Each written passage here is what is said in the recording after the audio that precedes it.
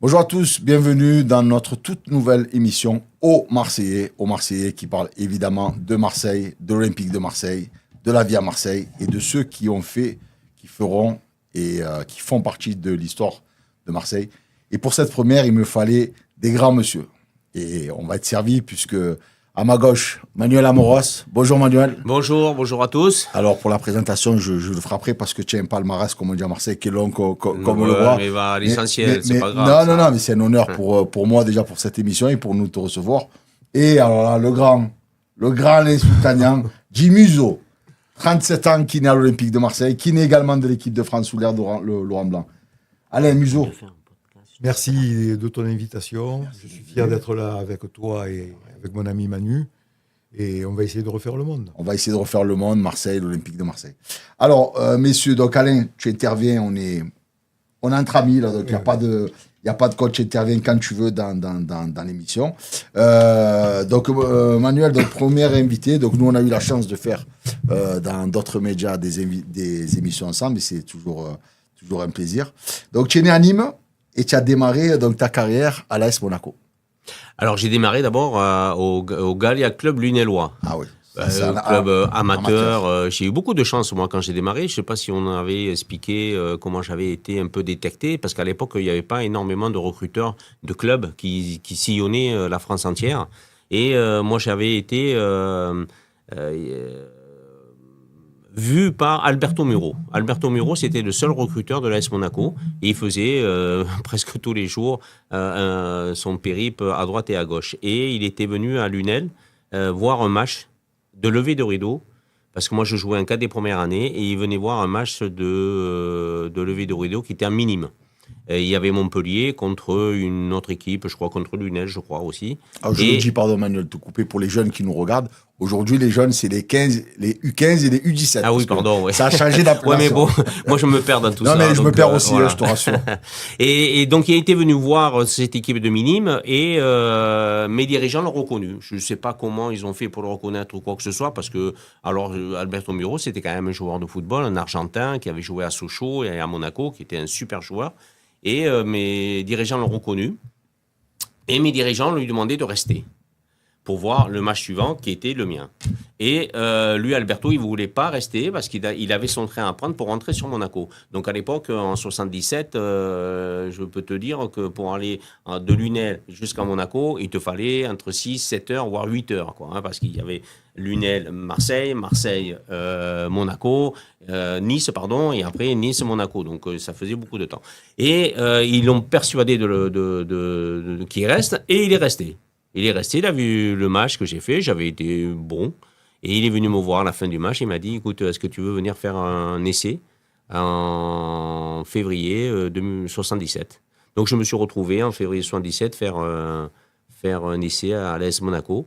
Et c'est bizarre parce que quand on raconte ça, ça a été une chance inoubliable, quoi, parce que le fait qu'il soit là, le fait qu'il vienne, qu'il reste, qu'il ne prenne pas son train, voilà comment j'ai pu aujourd'hui avoir une carrière de footballeur. Surtout que, bon, alors, là on parle d'une période, donc 72-77, tu me dis si je me trompe. Bon, Monaco, en jeune 77-80, avant, on va en parler bien sûr, d'intégrer les pros. Mais surtout, tu as du mérite parce qu'à l'époque, c'est pas comme maintenant où tu as des recruteurs à chaque coin de stade, de tous les clubs. Avant, aujourd'hui, avant, à l'époque, il y avait beaucoup de jeunes qui passaient à travers. Voilà. Aujourd'hui, c'est rare qu'un jeune puisse passer à travers. Il y a tellement de recruteurs, de clubs. On a la possibilité aussi de regarder. Il y a des sites internet, il y a YouTube où on peut voir, où les joueurs mettent aussi des extraits de leur match, tout ça. Donc, c'est rare qu'un joueur aujourd'hui passe à travers. Et c'est ce que je dis aux parents d'ailleurs pour les rassurer. Donc, on arrive à la période de l'AS Monaco. Donc, entre 80 et 89.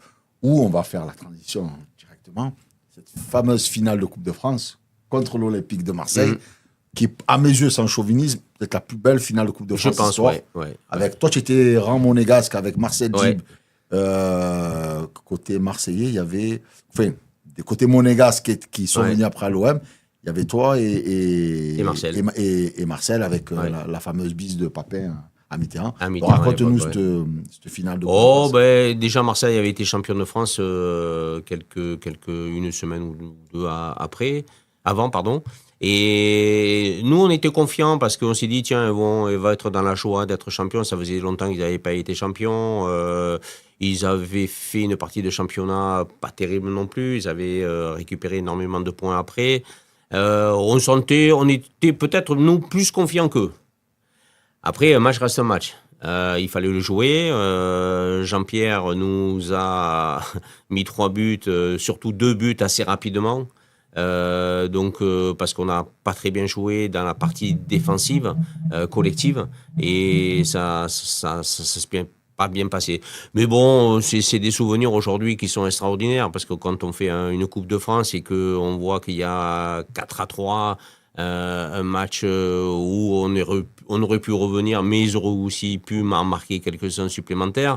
Non, c'était agréable et super de pouvoir participer à une finale comme ça. Alors, si je me rappelle bien, après je vais rebondir sur Mister Museau qui était déjà en poste à l'époque, tu jouais en défense avec Patrick Battiston, tu avais Sonor, tu avais... Sonor était à droite, moi j'étais à gauche. À Monaco, il y avait c'était Battiston costaud. et... Je ne me rappelle plus qui c'était. Vogel, non, il arrivait après lui, non? Je sais pas, je ne me rappelle plus. Ouais, mais en fait, il y avait une grosse équipe. Ouais. On avait une grosse équipe. Ouya qui venait d'arriver, je crois, qui était joué. Je ne sais pas si. Ouya, Fofana. Il y avait Claude Depuel qui jouait au milieu de terrain. Puel. Il y avait Emmanuel Petit qui a joué aussi, je crois, cette finale. C'était un petit. On avait une belle équipe. Tu avais marqué sur penalty. J'avais marqué sur penalty. Marseille, il marque 2 superbes buts. Ouais. Un de l'extérieur où ça nous fait revenir à 2-1. Et après, un deuxième magnifique, un petit lob, un peu à Alain Giresse, avec Bordeaux, quand il bat Marseille en Coupe de France. Ouais. Voilà, oui, c'était des buts magnifiques. Jean-Pierre, il marque 3 buts aussi extraordinaires. Je m'excuse, Manu, je te coupe. Il n'a pas loupé un penalty, Jean-Pierre, ce jour-là. Je ne sais pas. Je crois que peut-être, hein, ouais. Je crois que oui. Avec Jean-Luc Ettori dans les bois. Ouais. Non, mais je crois qu'il en a manqué. Ouais, il me semble, il me semble. Ça aurait fait... Cette but. Non, mais on ne parle pas du penalty loupé. Il n'aurait pas fait. Non, il loupé. aurait pu faire un quadruplé. C'est ça que je veux dire. Oui, d'accord, mais il n'a pas fait. Il n'a pas fait. Alors, Museau, cette finale, bon, tu étais déjà dans les rangs olympiques. 4-3. D'ailleurs, depuis, on n'a plus regagné la Coupe de France. Ce qui est quand même, jusqu'à ce jour... Et tu te rends compte que moi, j'étais la saison suivante, donc je signe à Marseille, finale contre Monaco, et je repère contre Monaco 1-0 but de Passy. En 91, c'était... Après la finale Barry, ouais. Gérald Passy. Gérald de Passy. Ouais. Museau, cette finale, quel souvenir tu en gardes? 89, juin 89 précisément. 4-3. On venait d'être champion. On était sur un nuage. Et ce jour-là, il y a eu une anecdote qui concerne quand même Karl-Heinz Forster, qui souffrait d'une pubalgie. Et il annonce au docteur qu'il ne peut pas jouer, parce que c'est vrai, il avait du mal à monter les marches de l'escalier à l'hôtel, et il avait vraiment... il était très handicapé. Et la nouvelle arrive aux oreilles de Tapi. Et quand Tapi arrive, la veille du match, à l'entraînement, il arrive et il dit « Il est où, Karl ?» Il est là-bas au poteau de corner avec le préparateur physique, il fait des étirements. Il dit « Qu'est-ce que c'est cette histoire de pubalgie ? Va me le chercher. » Et donc, Karl arrive, et Tapi lui dit « Qu'est-ce qui se passe ?» Et il lui dit « Président, moi, beaucoup mal.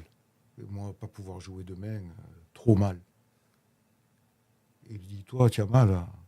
Tu as une pubalgie, et juste le jour de la finale, tu ne vas pas pouvoir jouer la finale. » Il dit « Moi, je vais te dire pourquoi tu ne vas pas la jouer la finale. Parce que tu as peur de Georges Weah. » Et là-dessus, il a frappé dans le mille. Quand on connaît la mentalité déjà des joueurs allemands, et qui plus est de Karl-Heinz, qui n'est pas un tricheur, et il a dit « Moi, j'ai peur de personne. Moi, je joue demain. » Donc, il a touché le point sensible, et Karl-Heinz a joué cette finale. Georges Weah, on ne l'a pas beaucoup vu. Jeune Weah en plus, hein, à l'époque. Ouais, il était jeune. Mais c'était déjà un monstre. Hein. Ouais. Mais tu vois, cette histoire-là que raconte Alain, je pense que si ça avait été aujourd'hui, le joueur n'aurait pas joué. Ah, c'est clair. Parce que aujourd'hui, il se préserve beaucoup des blessures et il laisse le temps au temps de la guérison. Alors qu'à l'époque, on pouvait avoir, et on a joué pratiquement toutes nos époques, éventuellement avec des grosses entorses de la cheville, des entorses du genou, avec un petit problème musculaire. On était dur au mal quand même, et dur aux blessures. Alain peut en témoigner, puisque à l'époque, il Oui. nous soignait, et toujours, il y a eu des joueurs qui jouaient avec des petits problèmes. Hein. Mais aujourd'hui, je pense qu'ils se préservent énormément sur ça. Mais tu as Gerd, justement, qui souffre de ça, avec Kevin Pubalgi, je crois, Oui. qui est parti jouer la CAN blessé. Et Eric Dimeco, que vous connaissez, qu'on salue d'ailleurs, qui disait récemment, justement, qu'il paye un peu les pots cassés de sa carrière, parce qu'Eric, Bien sûr. il a beaucoup mal en ce moment, il est une béquille. Il ne faut pas oublier que Eric a joué en 91 contre l'Étoile Rouge de Belgrade, la finale de la Coupe d'Europe, Ouais. avec un croisé pété. Mm. Et il a joué avec un strap énorme, qui était on appelait ça presque un plâtre, mais il a joué. C'est vrai qu'à l'époque, on vous entendait jamais vous plaindre. Beaucoup moins dès qu'ils ont qu'avant. Hein. Ne serait-ce qu'une petite entorse Ouais. qui est banale. Après, il y a aussi le problème entre le club et la sélection. Parce que le club incite énormément les joueurs, quand ils sont blessés, de ne pas trop y aller, ou alors juste pour se montrer et revenir. Donc, Aguerre qui était blessé, je ne comprends pas pourquoi Marseille n'a pas fait plus de pression. Alors après, il y a aussi le joueur. Il y a quand même c'était la CAN au pays, au Maroc. Ouais. Donc, il voulait absolument la faire. Mais Marseille paye aujourd'hui les pots cassés par rapport à cette blessure d'Aguerre. Après, il a toujours été un peu, même dans ses clubs précédents, Aguerd, il a toujours été bon joueur, mais toujours été un peu fragile, on va dire. Il a souvent été blessé. Oui, un peu fragile, mais malheureusement, celui qui a subi les conséquences aujourd'hui, c'est l'Olympique de Marseille, parce que si on l'avait eu pour les derniers matchs, peut-être il y aurait eu des résultats différents. Ce qui est grave, c'est qu'on l'a fait rejouer après la CAN. Ouais. Au lieu de le mettre directement au repos, voire le faire opérer. Ouais, mais Moi, je suis plus dedans, mais il n'arrivait plus. On le voyait sur Oui, le mais terrain, il était... il a surforcé sur sa blessure quand même. On va revenir donc avec Monaco pour conclure ton chapitre, mon gars. Tu as été quand même champion de France 82-88. Tu as gagné la Coupe de France en 85. Contre eux La Coupe de France en 85, c'était pas Sochaux. Non, PSG, PSG. but de Gentini, qui est venu à Marseille aussi. Chouki, qui est ton ami aussi de l'équipe de sélection. France. Donc on arrive donc avec l'Olympique de Marseille où tu as été champion en 90, 91, 92. Désolé, moi je rajoute le titre de 93. Moi aussi, que je rajoute Ils nous l'ont 93. enlevé, mais moi aussi, je me le prends. Voilà, rajoute. on l'enlève. Oui. Bien sûr, tu as gagné la Ligue des Champions et tu as été, bien sûr, finaliste de la Coupe d'Europe des clubs champions. On s'en souvient tous, on a tous pleuré à Bari en 91 où tu avais été élu homme du match. Tu avais fait un gros match. Et moi, il y a quelque chose qui m'a marqué parce que j'ai eu le bonheur de faire plusieurs émissions ensemble. Et ça, c'est un débat qu'entre supporters, on aime bien avoir. Tu m'avais dit que pour toi, Manuel Amoras, ancien Olympien international, l'équipe de 90 avec notamment Francescoli, elle était pour toi plus forte que les autres, c'est-à-dire 91 et 93. Alors, je pense que quand on s'est fait éliminer contre le Benfica, on était une équipe meilleure que les années suivantes. Mais on ne l'a pas gagné. 93, je pense que l'équipe n'était pas supérieure à celle de 90. Mais elle avait peut-être un peu plus d'envie, un peu moins de technique, un peu moins collective. Mais nous, on avait des joueurs exceptionnels. À l'époque, avec Enzo, Jean-Pierre, on avait Chris, on avait Carlos derrière, on avait plein de joueurs qui, à cette époque-là, on méritait, je pense, plus de la gagner. Et est-ce qu'on peut faire le parallèle avec notre rival historique, à savoir que l'année où il la gagne, sur le papier, ils sont moins forts que l'année où ils ont Neymar, Messi, Mbappé. En gros, c'est pas le papier qui fait gagner, tu en penses quoi? Ouais, après, des grands joueurs, il en faut aussi. Hein. Aujourd'hui, si tu parles du Paris Saint-Germain, ils ont des grands joueurs. Le fait d'avoir des joueurs exceptionnels comme ils ont eu, le jeu passe par eux. C'est une obligation, ils vont toujours vouloir le ballon. Donc le jeu et les entraînements sont basés sur ces joueurs-là. Après, une fois que ils les ont fait partir, le jeu s'est simplifié. En plus, il y a un entraîneur, Lucien Riquet, qui est magnifique et qui prône pour le jeu collectif et ne prône pas pour avoir des vedettes. Il y a des grands joueurs, il y a des superbes joueurs techniquement, et ça se voit aujourd'hui. Je pense qu'il a donné une dynamique et un mental aux joueurs qu'il n'a pas pu le faire, ou il n'aurait pas pu le faire avec ces 3 joueurs-là que tu as dit tout à l'heure. Ça a été le premier qui a mis Mbappé sur le banc, quand même. Oui, alors. Non, mais pas donné à tout le monde. Moi, je vous rappelle, Tourelle, quand il le sortait, mais c'est pas normal. C'est pas normal parce que sûr. quand il joue pas bien, il faut aussi lui faire comprendre qu'il n'est pas non plus quelqu'un où on doit se reposer. On regarde aujourd'hui le Real de Madrid, où Mbappé va. Il est meilleur buteur aujourd'hui. Ils n'ont pas gagné la Coupe d'Europe. Et est-ce qu'ils vont la gagner un jour avec lui? C'est pas sûr. C'est pas sûr. Il porte la poisse un peu des fois. C'est ce que j'allais te dire, il commence à dire ça. Non, mais c'est vrai qu'on s'appuie tellement sur des joueurs comme ça qu'on délaisse un petit peu les autres secteurs. Et parce que quand tu regardes les matchs du Real de Madrid, ils ne se replacent pas défensivement. Vinicius non plus. Donc ça fait déjà 2 joueurs à la perte du ballon que tu n'as plus défensivement. Donc ça fait quand même des milieux de terrain plus les défenseurs. En plus, tout le monde attaque comme ils font. Bon, c'est des équipes qui ont souvent le ballon. Donc, c'est à la limite comme au Paris Saint-Germain. Quand on dit Mendes, Hakimi, c'est des phénomènes. Oui, mais offensivement. Mais défensivement, quand tu regardes, tu fais un peu à la loupe, c'est 0, ça vaut rien. Défensivement, je parle, hein, ça vaut rien. Mais ils ont tellement le ballon qu'on ne voit pas les aspects défensifs, on voit plutôt les aspects offensifs. Donc, les erreurs qu'ils font défensivement, on le remarque au moins.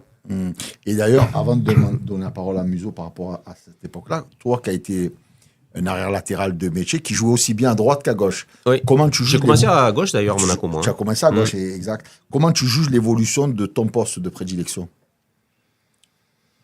Aujourd'hui, à l'époque, on avait quand même ce sentiment où il fallait amener un plus. D'accord, mais ce plus, il était raisonné, dans le sens où la première chose qu'on avait en tête, c'est quand même défenseur. On était défensif, il fallait prendre son ailier, parce qu'à l'époque, il y avait quand même des ailiers. Pas comme aujourd'hui, où on joue en 4-4-2, ou en 3-5-2, ou un peu importe, mais à l'époque, on avait des ailiers, donc il fallait quand même les surveiller. Après, quand on a le ballon, il faut amener un plus. Mais ce plus, il faut l'amener aussi, par exemple, si le ballon est à droite, il ne faut pas que l'arrière gauche monte complètement. Parce que sinon, si tu perds le ballon, défensivement, tu as un espace de l'autre côté et il y a une transversale, tu peux te faire prendre. Aujourd'hui, dans le football moderne, comme on voit aujourd'hui, les 2 latéraux, ils montent très très haut. Et ils se font prendre. On le voit souvent à Paris Saint-Germain ou Hakimi et Mendes, quand ils montent tous les 2, souvent, ils se font prendre dans leur dos. Mais l'évolution a été dans le sens positif parce que on s'est toujours projeté. Il y a Maxime Boussis aussi qui était au départ de cette évolution du jeu des arrières latéraux avec Nantes. Et on a amené ce côté un peu plus offensif, mais toujours en ayant cet aspect défensif. Alors qu'ils l'ont plus aujourd'hui, à mon avis. Museau, on parlait, je reviens sur les débats qui nous passionnent, nous les Marseillais et supporters de l'OM. Toi, tu as connu toutes ces époques.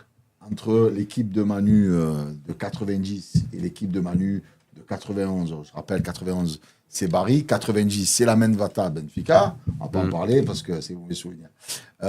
Et 93, où on la gagne. Oui. Ces 3 générations-là, des années 90, de l'Olympique de Marseille, pour toi, c'était qui t'a, on va dire, le plus régalé, parce qu'ils nous ont tous régalé. Pour toi, c'était qui est la plus forte? Manu, par exemple, pour lui, c'est 90. Oui, je suis d'accord avec Manu. Tu es d'accord avec Manu? Je suis d'accord avec Manu.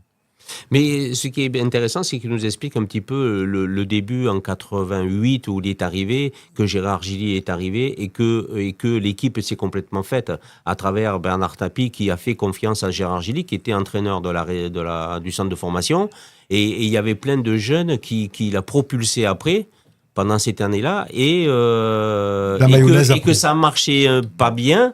Et que ça a été un peu compliqué, difficile. Oui, ça c'est intéressant parce que parler des matchs, tout ça, c'est facile. Mais parler de l'évolution qu'il y a eu en 88 quand Tapie met Gérard Gilly, il faut savoir comment les choses sont passées. Et Alain, il était présent. Juste pour rappeler l'histoire, il y avait Gérard Banid, il me semble. Oui, qui se fait virer. C'est pour ça que. Après le match contre Lille, je crois. Non après un match de Lille. Après 2 matchs. Après, donc, il met Gérard Gilly, qui était au centre de formation, qui s'occupait même, qui était un ancien gardien d'ailleurs. Oui. Et voilà, et là, je te fais la transition à toi, Alain. Donc Gérard est directeur du centre de formation. Il y a, à l'époque, dans ce centre de formation, des joueurs qui ont réussi à éclore plus tard, mais bon, peu importe. Il arrive comme intérimaire au départ. Une fois que Gérard Banide est limogé, Tapie propose à Gérard de prendre l'équipe première, mais comme intérimaire. C'est-à-dire que je vais chercher un autre entraîneur. Pendant ce temps, tu vas faire. Le problème, c'est que la mayonnaise, elle a prise. Et que les joueurs voulaient Gérard comme entraîneur. Ce qui fait que il est resté avec Gérard comme entraîneur et on a fait le doublé. Voilà. Et je pense que Gérard, c'est quelqu'un qui est d'abord une belle personne. Ensuite, il savait parler aux joueurs. Et il savait aussi s'appuyer sur les grands joueurs qui étaient là, notamment Karl-Heinz Forster. J'ai surpris quelques discussions entre les deux où il y avait des échanges constructifs pour essayer de faire au mieux pour l'équipe. Et il n'avait pas honte de demander. Karl-Heinz Forster, pour les jeunes qui regardent, c'est un C'est un très monstre. grand joueur, un des plus grands qu'on a eu à l'OM, non seulement joueur mais défenseur, qui était international allemand. On a eu cet épisode que tu as connu avec l'arrivée du Kaiser Franz Beckenbauer, où Gérard Gilly a dû partir. Et je me rappelle, premier match, OM Cannes, boum, 1-0. C'était Marco Mlinaric qui avait marqué pour Cannes, et on perd. Et les supporters chantaient. Et Gilly, là Gilly, où Gilly. Tapie a viré Beckenbauer, c'est à Auxerre, où on perd 3-0, je crois. 4-0. Avec Enzo Et Schiffer. après, je crois qu'il le vire. Ouais. Et l'anecdote que Alain peut raconter, c'est que Gérard Gilly, il se trouvait où? Quand il a reçu le coup de téléphone de Bernès ou de Michel Hidalgo, il se trouvait où? Il faisait la partie de boule. Voilà. Avec toi. Non, pas Ah avec oui, moi. Mais il faisait la partie de boule dans un club, et au club, on Oui. appelle, parce qu'il n'y avait pas les portables à cette Non, époque-là. non. Et vas-y. Et c'est je le te bar. laisse- Je te laisse finir. C'est le bar où il y avait le boulodrome. Le patron du bar intervient et dit arrêtez la partie de boule, Gérard, on te demande au téléphone. Ouais. Michel Hidalgo. C'est Michel Hidalgo. Michel Hidalgo qui a trouvé où Gérard Gilly se trouvait, donc le club où il était, et il a téléphoné au club parce qu'il n'y avait que le Oui. téléphone fixe, et il a appelé donc le club où se trouvait, et Gérard. Comme dans les films, on te fait C'est ça, appeler. c'est ça. voir Et que- Gérard a pris le téléphone, donc Et c'est là que M. Hidalgo annonce à Gérard que Gérard Banide est licencié et que c'est lui qui va prendre le poste. C'est incroyable. Voilà. C'est incroyable. Donc cette fameuse. Alors moi, c'est une saison qui m'a. D'ailleurs, j'ai commandé les maillots exprès. Cette saison 90-91, elle est exceptionnelle. J'avais même acheté à l'époque la cassette VHS, une année exceptionnelle.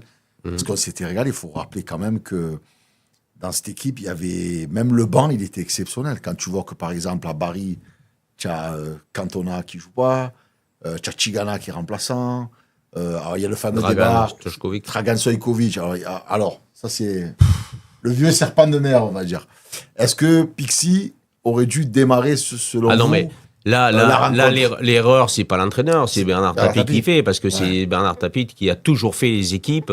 Je peux te citer une anecdote. Un jour, on était à un match de championnat, on était au Sofitel, causerie de 17h30, 18h avant de partir. C'était Goethals, l'entraîneur. Popperboard. Goethals avait marqué, enfin, c'est Jeannot Fernandez qui avait mis son équipe, qui était adjoint. Et il avait mis l'équipe que Goethals avait citée. Et chaque fois, Tapie était là ou avant la réunion, ou il arrivait toujours un peu après, parce que bon, il était toujours un peu en retard. Et là, il arrive un peu en retard. Et la composition était déjà découverte. Et il commençait à faire son speech, et Tapie arrive, il regarde Popperboard, il dit non, tu enlèves celui-là, tu enlèves celui-là, tu enlèves celui-là. C'est du Bernard Tapie. Voilà. Donc Bernard Tapie, tu te rappelles pas de ça? Oui. C'est pas arrivé qu'une fois, hein, Miso? Non, mais c'est des anecdotes qui sont incroyables aujourd'hui. Il a fait ça avec tout le monde? Avec Gilly, Goethals? Ah ben avec tout le monde. Oui. Mais pourquoi Franz Beckenbauer il est parti? C'est parce qu'il avait trop une emprise sur les entraîneurs. Et il voulait avoir cette emprise sur l'entraîneur. Il voulait faire tout sauf les entraînements. Franz Beckenbauer, on le rappelle pour les petits Sauf jeunes, les entraînements. qui venait d'être champion du monde avec la RFA, parce qu'à l'époque, ça Il fait partie des plus grands joueurs du monde. 90. Je parle même pas du joueur qu'il a été. Et en fait, il est arrivé à l'OM parce que Tapi avait racheté Adidas, qu'il était en contrat. C'était un peu un truc comme un truc Oui, comme ça. et l'Allemagne venait d'être championne du Oui, monde. c'est ce que je veux dire. Voilà. La Coupe du Monde 90 en Voilà. Italie. Et je tiens à préciser au passage, quand même, et Manu ne me contredira pas, c'est que tous les joueurs allemands que nous avons eus à Marseille Ouais. n'ont jamais déçu. Jamais déçu. C'était vraiment des pros. Et depuis, on n'en a jamais eu. Et depuis, on en a jamais. Ouais, c'est vrai. C'est incroyable. Donc, Oui, on revient oui, à l'effectif, l'effectif avec le banc de touche. Je pense que Tapi s'est trompé. De toute manière, on ne pouvait pas le contredire. Il était parti sur cette optique-là. Parce que les Hugo, ils avaient peur. Ils avaient peur, Manu. Je confirme. Mais bien sûr qu'ils avaient peur.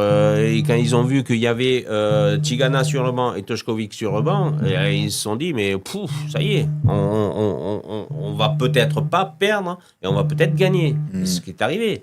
Et c'est ce qui est arrivé, parce que, bon, c'est comme ça. Et Cantona qui jouait pas G6 parce que c'est devenu. Il y était, Canto. Il était dans l'effectif, mais avec Goethals. Ouais, parce qu'il s'était fait virer, non? C'était pas. Il s'était blessé contre Brest. Qui Canto Voilà. Ouais. Au début, il était- était titulaire. Oui. Et puis après, sur sur le banc. Goethals, il est plus revenu. Sacré personnage, Eric Cantona, qu'on salue, Oui. qui vient de fêter aussi ses 60 ans. D'accord. C'est sacré personnage. Canto, il a son caractère, il a cette envie de surpasser, il n'aime pas l'injustice. Ah ouais, ça c'est clair. Il n'aime pas l'injustice, il le fait savoir. Tout le monde n'est pas comme lui, mais souvent il a raison. Je pense qu'il faudrait que tous les hommes et les femmes soient dans une dynamique de dire ce qu'on pense. Et souvent, malheureusement, on ne le dit pas. En France, c'est mal vu. Et lui, il le dit. Il le dit haut et fort, et il assume. Il y a Et une il assume. anecdote, Manu, peut-être vous êtes au courant. Un jour, il paraît qu'il aurait dit à Goethals, on ne met pas Cantona sur le banc. Et Goethals, je lui ai dit, ok, prends une chaise et assieds-toi. Vous êtes au courant Ça, de je me rappelle pas. Vous êtes au courant de cette histoire? Bon. Enfin, en tout cas, moi, j'ai adoré Cantona. J'ai adoré, y compris, malgré, je dis, il s'est blessé. Et après, bon, Non, le mais schéma tu sais, tactique a changé, alors- parce qu'il y a Abedi Pelé, Ouais. les Papin, Waddle. En milieu de terrain, il y avait Mais en fin de Germain. compte, quand tu regardes, tu regardes la carrière de Cantona. En France, à Auxerre, il a été très bon. À Marseille, il a été dans une dynamique peut-être un peu moins bonne. D'accord ? Il a fait pas mal de choses qui l'ont fait partir en Angleterre. Et en Angleterre, Un dieu. il est devenu, par rapport à son football, de technique, de vision de jeu, de qualité de passe, d'organisateur de jeu, mais ça a été le dieu à Manchester. Surnommé D'abord le à King. Leeds, Ouais. et après à Manchester.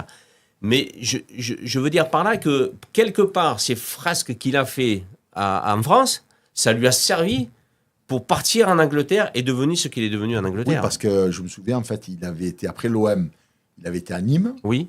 Et il y Après a Nîmes-Saint-Etienne, après une Montpellier. erreur d'arbitrage monumentale. Ouais. Il s'énerve, il prend le ballon, il le jette sur Ouais. l'arbitre. Il a dit, c'est bon, j'arrête. Il fait un essai en Angleterre à Sheffield, l'ancien club de Waddle, qui, je sais pas, ils veulent pas le... Il y a une histoire de Non. contrat, bref. Et puis il atterrit à Leeds, où c'est...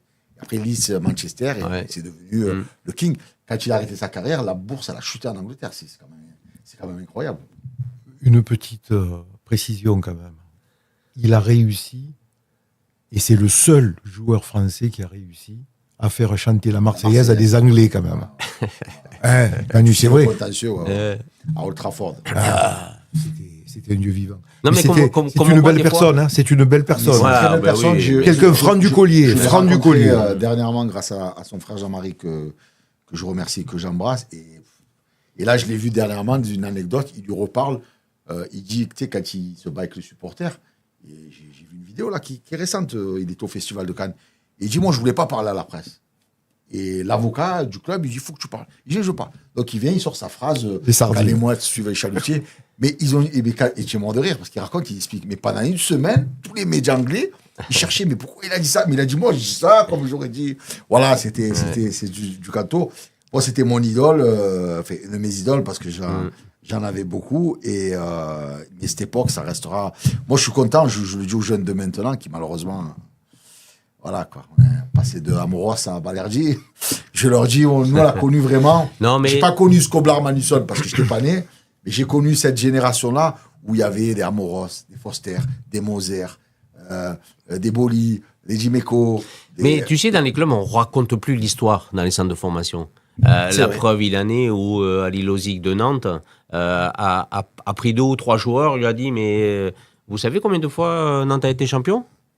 Il ne savait pas. C'est des mercenaires, moi. Il ne savait pas. C'est des mercenaires. Mais oui, mais tu peux l'apprendre quand même au centre de formation, de savoir l'histoire du club. Mais c'est ça le plus important. Aujourd'hui, on a des dirigeants, c'est des opportunistes, ces dirigeants-là. Ils viennent et on sait qu'un jour ou l'autre, ils vont partir. Mais ils s'en foutent du club, quelque part. Qu'est-ce qu'ils veulent? Briller dans un club compliqué et difficile, mais on peut réussir. Quand on réussit, on est acclamé, on est porté au nu. Et quand ça ne réussit pas, c'est compliqué, difficile à Marseille. D'accord? Et là, eux, ils s'en foutent du passé. Complètement. Des joueurs anciens. C'est vrai. Regarde aujourd'hui, triste, ouais. qui c'est qui a sauvé l'Olympique de Marseille? On en parlait hier soir, puisqu'on était à la diffusion d'un film. Les Minots. Des Minots. Les Minots. Les Minots, oui, oui. Combien de fois ils sont invités au stade? Combien de fois? D'accord. Zéro.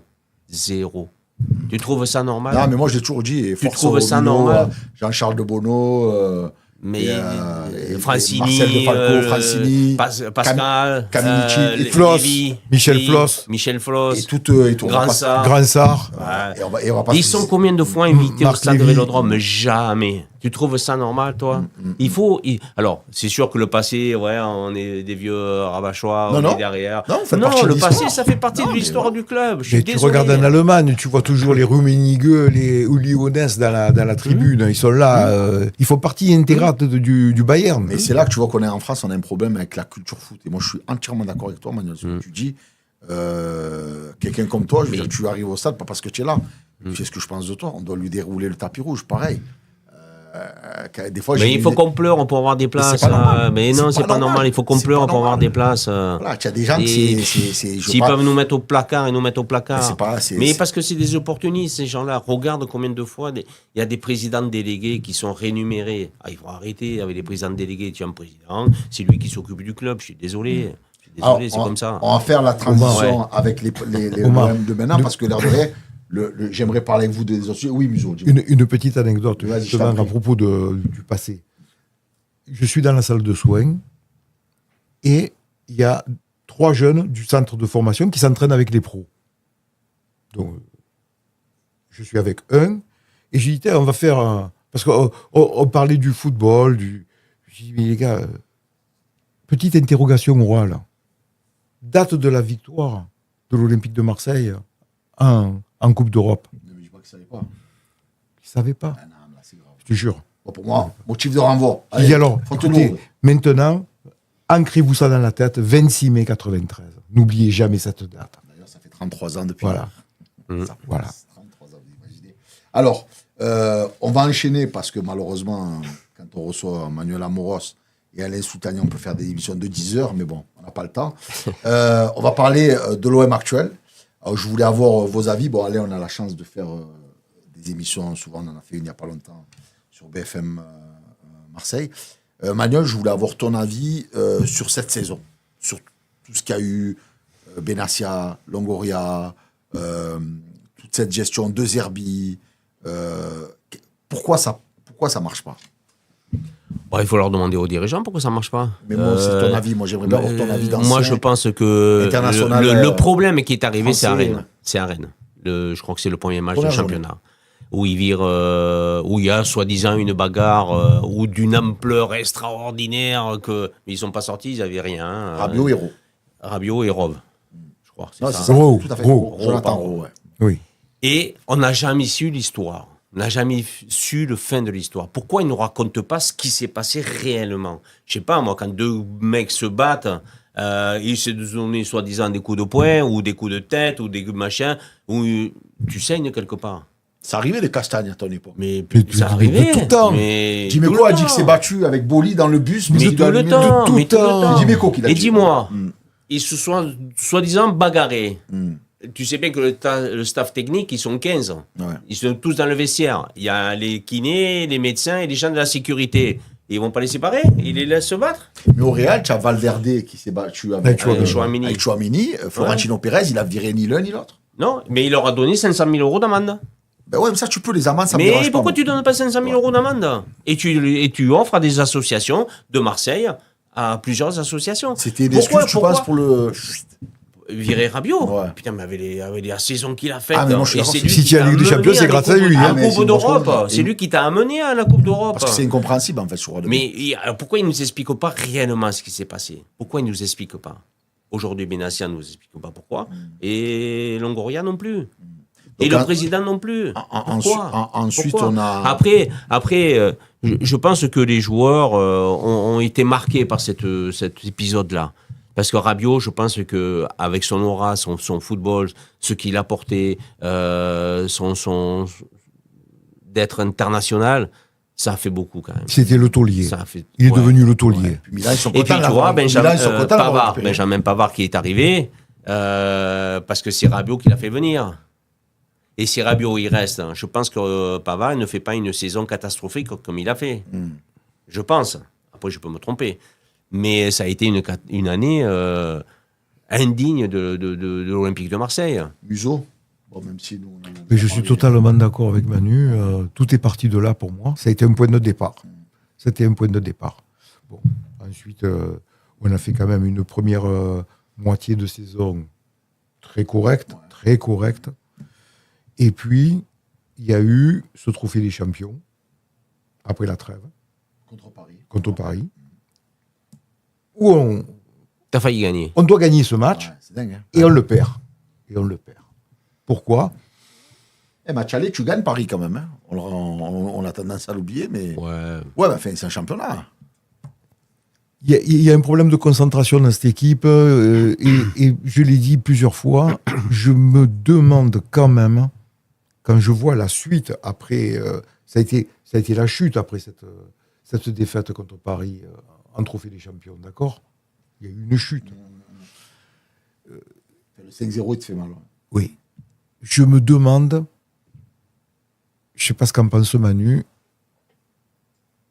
pour moi, la préparation d'avant-saison est très importante. Très importante. C'est capital. C'est ce qui va déterminer, et Manu va me le confirmer. Tapi disait toujours, les gars, vous vous débrouillez comme vous voulez, aux préparateurs et aux entraîneurs. Je veux l'équipe au top au mois de mars. Voilà. Ah, juste avant le Money Time. On a lâché. Il ne courait plus. Il n'y avait plus de gaz. J'ai l'impression qu'il n'y avait plus de gaz. Alors, je me refuse à penser que les joueurs ne voulaient plus ou n'avaient plus envie. Ça, j'y crois pas. Je crois quand même qu'il y avait plus d'essence dans le moteur, quoi. Donc, Mais il on n'y va a pas de stabilité dans ce club. Non, ça, Parce que quand tu regardes, c'est vrai qu'aujourd'hui, tu as la possibilité de faire des mercatos été et hiver. D'accord ? Et à Marseille, tu changes entre 7, 8, 10 joueurs. D'accord ? Nous, à l'époque, Bernard Tapie le faisait aussi. Il changeait 7, 8 joueurs, mais ils étaient là pour la reprise.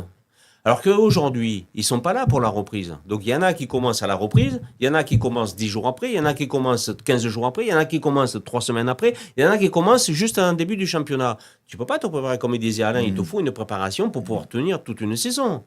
C'est quand même long, une saison. En plus, il y a des internationaux, il y a énormément de matchs, si tu joues la Coupe d'Europe, donc il faut être prêt. Et là, il n'y était pas. Est-ce que tu penses, Manuel, que... On a parlé de Rabiot Héros, moi je suis entièrement d'accord avec vous, donc pour moi c'est un gros gâchis, et ça part de là. Le cas de Zerbi, alors on dit oui, mais c'est lui qui a voulu partir, mais personne n'a voulu le retenir. Est-ce que ça a été une erreur selon toi de la direction, qui n'est plus, puisqu'ils sont tous partis? Non, mais quand tu as des gens qui commandent... Le cas de Zerbi, est-ce que des Zerbi commandaient? Est-ce qu'ils pouvaient faire ce qu'ils voulaient? Bonne question. On parlait tout à l'heure, je disais, oui. Il ne faut pas de directeur sportif. Ils mettent toujours la merde. Ou alors, il faut vraiment un gars exceptionnel qui s'entende bien avec l'entraîneur. Et un directeur sportif, il prend toujours le aura par rapport à l'entraîneur et par rapport au président. Ils veulent se montrer. Soit l'entraîneur et le président s'entendent bien et tu as le directeur sportif qui met la merde parce qu'il voit qu'ils s'entendent bien. Soit tu as le directeur sportif qui s'entend bien avec le président et là, c'est l'entraîneur qui m'offre. Mais qui fait le recrutement? Longoria? Benassia? Est-ce qu'ils en parlent à l'entraîneur? C'est l'entraîneur qui doit faire le recrutement. Peut-être qu'il ne voulait pas certains joueurs que les deux ont pris, et peut-être qu'il voulait d'autres joueurs qu'ils n'ont pas voulu prendre. Pourtant, l'an dernier, ça avait l'air de fonctionner bien quand tu termines deuxième. C'était le même trio. Mais quand ça fonctionne bien, Ouais.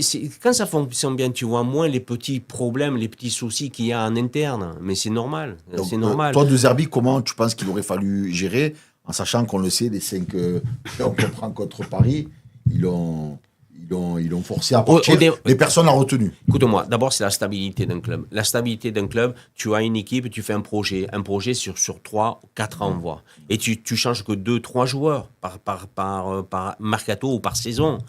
Pourquoi tu ne le fais pas? Pourquoi tu changes autant de joueurs par mercato? Ça sert à rien. Un joueur, moi je joue avec toi, tu es devant moi. Moi je sais comment tu joues. Toi tu vas savoir comment je vais jouer si on joue quotidiennement et régulièrement. Ouais. D'accord? Mais si toi ou moi, on a quelqu'un de différent tous les dimanches, ben je ne m'adapte plus à la personne que j'avais. Comment je fais?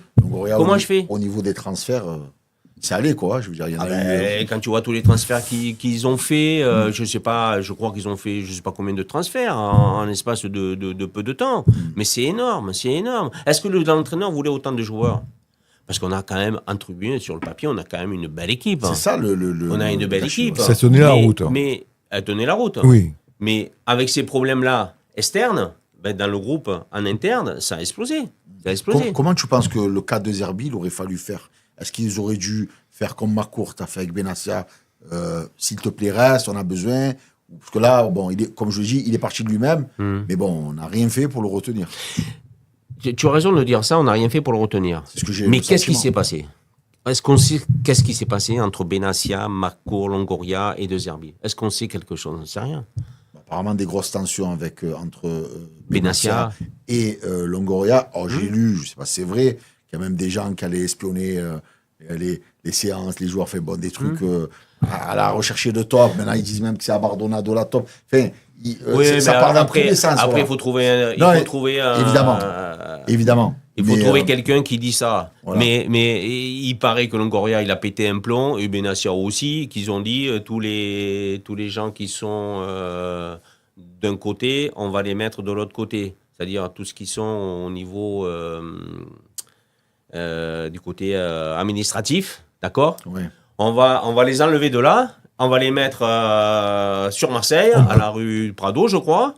Tu vas payer 6 000 euros de loyer ou 7 000 euros de loyer, alors que tu as des locaux là-bas que tu payes rien, pour ça, parce qu'il y a peut-être des gens qui disent ça et ça. T'as qu'à les attraper, les gens. L'an dernier, il faut les taper sur la table. Quand ils vont faire un stage en fin de saison en Espagne, avant d'aller là où ils étaient. À Marbella. Mais ils sont partis parce qu'il y avait des tops. Mais c'est nul, tu vas ailleurs pour faire la fin de saison parce que tu as des tops dans ton propre club. C'est quand même oui, tu es revenu du stage, tu as perdu 2-0 à Lorient. Hein. Ouais. Mais ça coûte de l'argent. Aussi, ouais. Quand ils sont allés à Rome, là-bas, j'ai entendu dire, ou j'ai lu qu'ils avaient dépensé plus d'1 million d'euros pour faire 4-5 jours de stage. Là, mais il faut arrêter. Surtout que là, on est en difficulté. On est en difficulté. Tu en penses quoi, Alain? J'en pense... là, j'ai... Pour moi, le club, l'Olympique de Marseille, et on prendra l'exemple de Lens après, mais l'Olympique de Marseille, chaque fois qu'on a été champion, qu'on a gagné, ou même qu'on n'a pas gagné, mais ça allait bien quand même, c'est tout le monde allait dans le même sens. Tout le monde allait dans le même sens et il y avait de la confiance. Les joueurs faisaient confiance au médical, ils faisaient confiance aux techniques, le médical et le technique communiquaient. Moi, j'ai connu des entraîneurs qui ne nous disaient même pas bonjour à la fin. C'est pour ça que je suis parti. J'ai demandé à partir parce que l'entraîneur, il te croise dans le couloir, il te dit même pas bonjour. Ou alors s'il te parle, c'est pour te dire « Oh, lui, il est pris quand ?» Dis-moi bonjour d'abord. Dis-moi. Il faut respecter tout le monde. Évidemment. Il faut respecter tout le monde. Évidemment. Et quand nous avons été champions, l'administratif était avec nous. L'administratif était avec nous. Voilà. Et scinder, ça veut dire on n'a pas confiance. Et si on n'a pas confiance, tout le monde va se regarder de travers, dire c'est lui, c'est pas lui. Il faut choisir les gens, c'est tout. Il faut choisir les bonnes personnes et mettre les bonnes personnes aux bons endroits. C'est pas Et puis au compliqué. niveau football, tu as un budget. Un budget, tu ne le dépasses pas ton budget. Moi, je ne comprends pas comment la DNCG n'arrive pas à dire au club, restez à l'équilibre. Vous avez, je dis n'importe quoi, 300 millions d'euros de budget, vous dépensez 310, 320, mais pas plus. Mais attention, c'est 310, 320. L'année d'après, il faut avoir 300, pas plus. Mais on dépense de l'argent tellement pour acheter des joueurs à 30 millions, 40 millions, qui ne valent pas un P, et qui ne sont pas faits pour Marseille. Tu as les droits télé qui sont baissés. Ouais, mais bon, ça fait rien. Ça fait rien. Tu voulais en parler tout à l'heure, je crois. Tu as dit, on va en parler. Ils ont combien de déficit, Marseille? Plus de 100 millions d'euros. Plus de 109 millions. L'UEFA, c'est pas sûr qu'ils te donnent l'autorisation si ils comblent pas. Et justement, donc, là, je ne sais pas, moi. Tu me fais la passe D, Manu, c'est très bien. Donc, l'OM déficitaire, on ne joue pas la Ligue des Champions parce que la Ligue des Champions, on est d'accord que c'était important et financièrement et sportivement. C'est ce que je dis des fois à des amis quand ils me disent oh, on n'a pas le niveau pour jouer la Ligue des Champions. Je me dis oui, mais tu as besoin de. Et là, apparemment, Greenwood s'est fait s'en va. Alors, on parle de la Roma. Non, mais tu es obligé de vendre aujourd'hui pour être en équilibre par rapport au fair play de l'UEFA. Tu vends tes meilleurs joueurs, donc Greenwood. Quel avenir, Manuel, pour l'OM on n'en sait rien. Il y a un nouveau président qui arrive. Ouais. Et il arrive que le 2 juillet. Ah, c'est bien. C'est bien. Hein. C'est extraordinaire. Hein.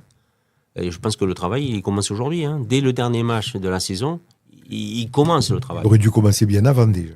Dès le dernier match de la saison, il commence le match. Déjà, il aurait dû faire une liste, peut-être qu'il a fait, hein, de dire un tel, on ne veut plus. Voilà. On est dans le fair play financier. On est dedans, il faut qu'on récupère de l'argent pour sortir de là. Il y a tous les retours de prêt, les Depay, les Cornelius, les Garcia, les Mopé. Garcia, il y a Mopé aussi. Nil Mopé qui va revenir. Et comment va se défaire de Kondogbia? Lui, c'est un problème. Qui a joué, je sais pas, mis bout à bout, il a dû jouer 3 matchs complets, quoi. Toujours blessé, gros salaire. Je dis bien complet, parce qu'il a été titulaire, je sais pas, une dizaine de fois ou 12 fois ou quelque chose comme ça. Allons chercher des Allemands, allons chercher des Scandinaves, allons chercher des Ukrainiens, allons chercher ces pays-là, des pays de l'Est. On a des très très bons joueurs, on n'y va pas, on n'en prend pas. On va chercher des joueurs qui ont fait un salaire à 500 000 ou 600 000. La masse salariale, elle explose à Marseille. Tu trouves ça normal pour des gens qui n'ont pas le rendement par rapport au salaire qu'ils ont? On le voit avec Cheva, là, de PSG, là, qui vient d'un pays qui n'est pas spécialement... Vara, c'est époustouflant. Ce garçon, il a les crocs qui traînent par terre, quoi. C'est un top joueur. Défonce. Bruno Genesio, que tu as connu en tant que professionnel, comme coach à l'OM, tu en penses quoi? Pas terrible. Galtier non plus. Galtier non plus. Non plus. Non, pourquoi je dis ça? Parce que Genesio, je le connais un peu.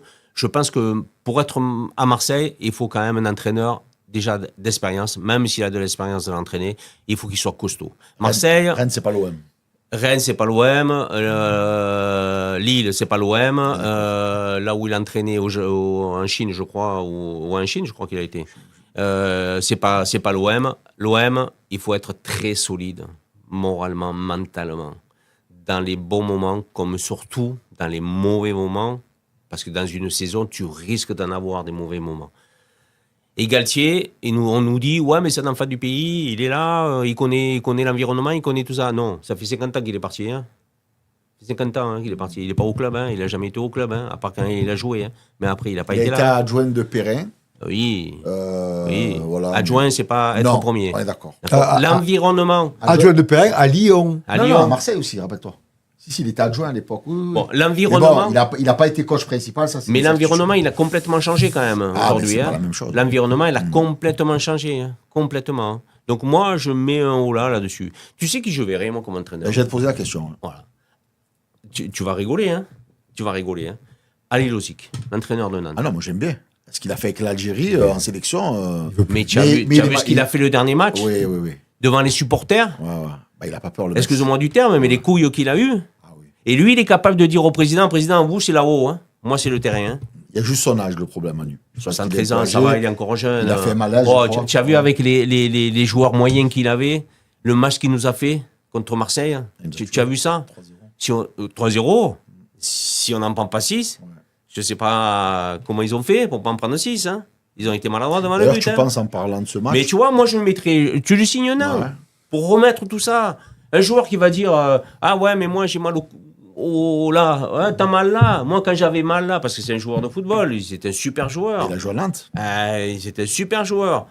Et tu peux pas dire à quelqu'un qui a joué au football, moi j'ai ci, moi j'ai ça, tiens, j'ai mal à la tête, j'ai mal au pied, j'ai mal ici. Non. Lui va te dire, oh, à Marseille, hein, c'est pas comme où tu étais là avant. Hein. Marseille, il faut te mouiller le maillot, te sortir les tripes, se battre. S'il faut donner des coups, tu envoies, même si tu prends des cartons rouges. Moi, Vaïd, j'aime bien. Bon, là, je t'avoue que je sais pas si ça peut le faire. Mais non, ça ne le fera Moi, je garde un jamais. très bon souvenir quand il a pris la sélection algérienne. Ouais. Et pour moi, qu'en Algérie, c'est Marseille coefficient 10 parce que là-bas, la passion est. Mais et s'il les prend Nantes exigences. un mois ou 2 mois après, avant, Ça il passe. les sauve. Hein. Oui. Et il les sauve. Hein. Et je pense qu'il a un discours qui peut plaire aux supporters et qui peut plaire aux joueurs. Et en dehors de Vaïd, tu as un autre nom? Non. Tu n'as pas quelqu'un qui te vient. Non. Et toi, Muso? Moi, Genesio, j'en pense quoi? Genesio Galtier, j'en pense quoi? Bon, toi, je sais que tu voulais Laurent Blanc. Il a dit, la dernière fois, on a fait une émission, il a dit, pourquoi on dit jamais Laurent Blanc? Non, mais pourquoi on ne prononce jamais son nom? C'est pas que je le veux. C'est que je sais qui c'est, je sais comment il fonctionne.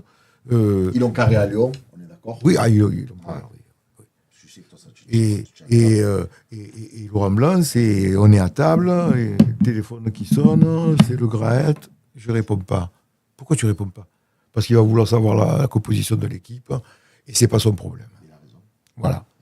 Et voilà comment fonctionnait Franz Beckenbauer aussi. Voilà. Moi, je fais une association entre les deux. Pour moi, ils se ressemblent. Au niveau caractériel, au niveau idée. Laurent Blanc et Franz Beckenbauer, pour moi. Ils jouent au même poste déjà. Oui. Et Laurent, c'est quelqu'un de juste, déjà. C'est quelqu'un qui ne se fera jamais marcher sur les pieds. Mais c'est un calme. C'est un calme. On en a marre d'avoir des bouillonnants. Ceux qui bouillonnent, ça excite tout le monde et c'est pas bon. Justement, ça, c'est l'éternel débat. C'est pas bon. Mais Est-ce comme qu'il faut entraîneur sanguin, est-ce de qu'il caractère, faut- il y a Duprat, il y a Antonetti. Antonetti, C'est des C'est entraîneurs peu- quand même Ouais, mais pour l'OM, un je peu pense que c'est- sanguins. ouais, mais c'est Et pourquoi peu- ça ne marcherait pas à À l'OM? Duprat, je ne le verrais pas du tout. Ah Et bon? Antonetti, Moi, je trouve que c'est des comme tu as dit entraîneurs tout à l'heure pour qui Genesio, qui peuvent être dans des situations à Marseille qui peuvent leur convenir. ouais, moi, comme tu as dit tout à l'heure, pour Duprat, et Antonin Gaillard, c'est pas Marseille. D'ailleurs, je ne sais même pas ce qu'il fait lui maintenant. Je sais même plus où il est. Et il Donc, travaille il est à sur RMC Toulouse. un peu. Ouais, mais il Non, il n'entraîne plus là en ce moment. Messieurs, on va ouvrir la page équipe de France, évidemment. Alors, Manu, on va parler de tes Coupes du Monde parce qu'on s'est régalé. On a souvent parlé.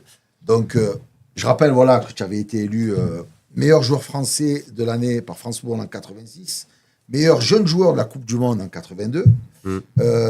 Non, j'étais deuxième parce qu'il y avait Whiteside, un Irlandais qui était un peu plus jeune que moi. Il avait été meilleur joueur, Ah ouais. le plus jeune, ouais. Bon, ben, écoute, C'est pas grave. Hein. ouais, mais bon. Merci. Ouais, du ben, quand même. compliment. Quatrième au Ballon d'Or en 86. Deuxième de la Coupe du Monde derrière un certain Diego Armando Maradona, ce qui n'est pas rien. Équipe de France, tu as été longtemps recordman, 90 sélections. Un but contre la Belgique, Ouais, sur penalty. juin 86. Comme quoi j'en réussis. Hein. Hein? Comme quoi j'en réussis des fois. Hein. Non, le penalty, tu es plutôt bon un peu. sur le Ouais. coup. C'est celui qui tire pas qui marque pas. Ah, ben ça, c'est comme lui qui joue pas au loto. Bon, champion d'Europe des Nations en 84, on va en parler avec ce fameux carré magique.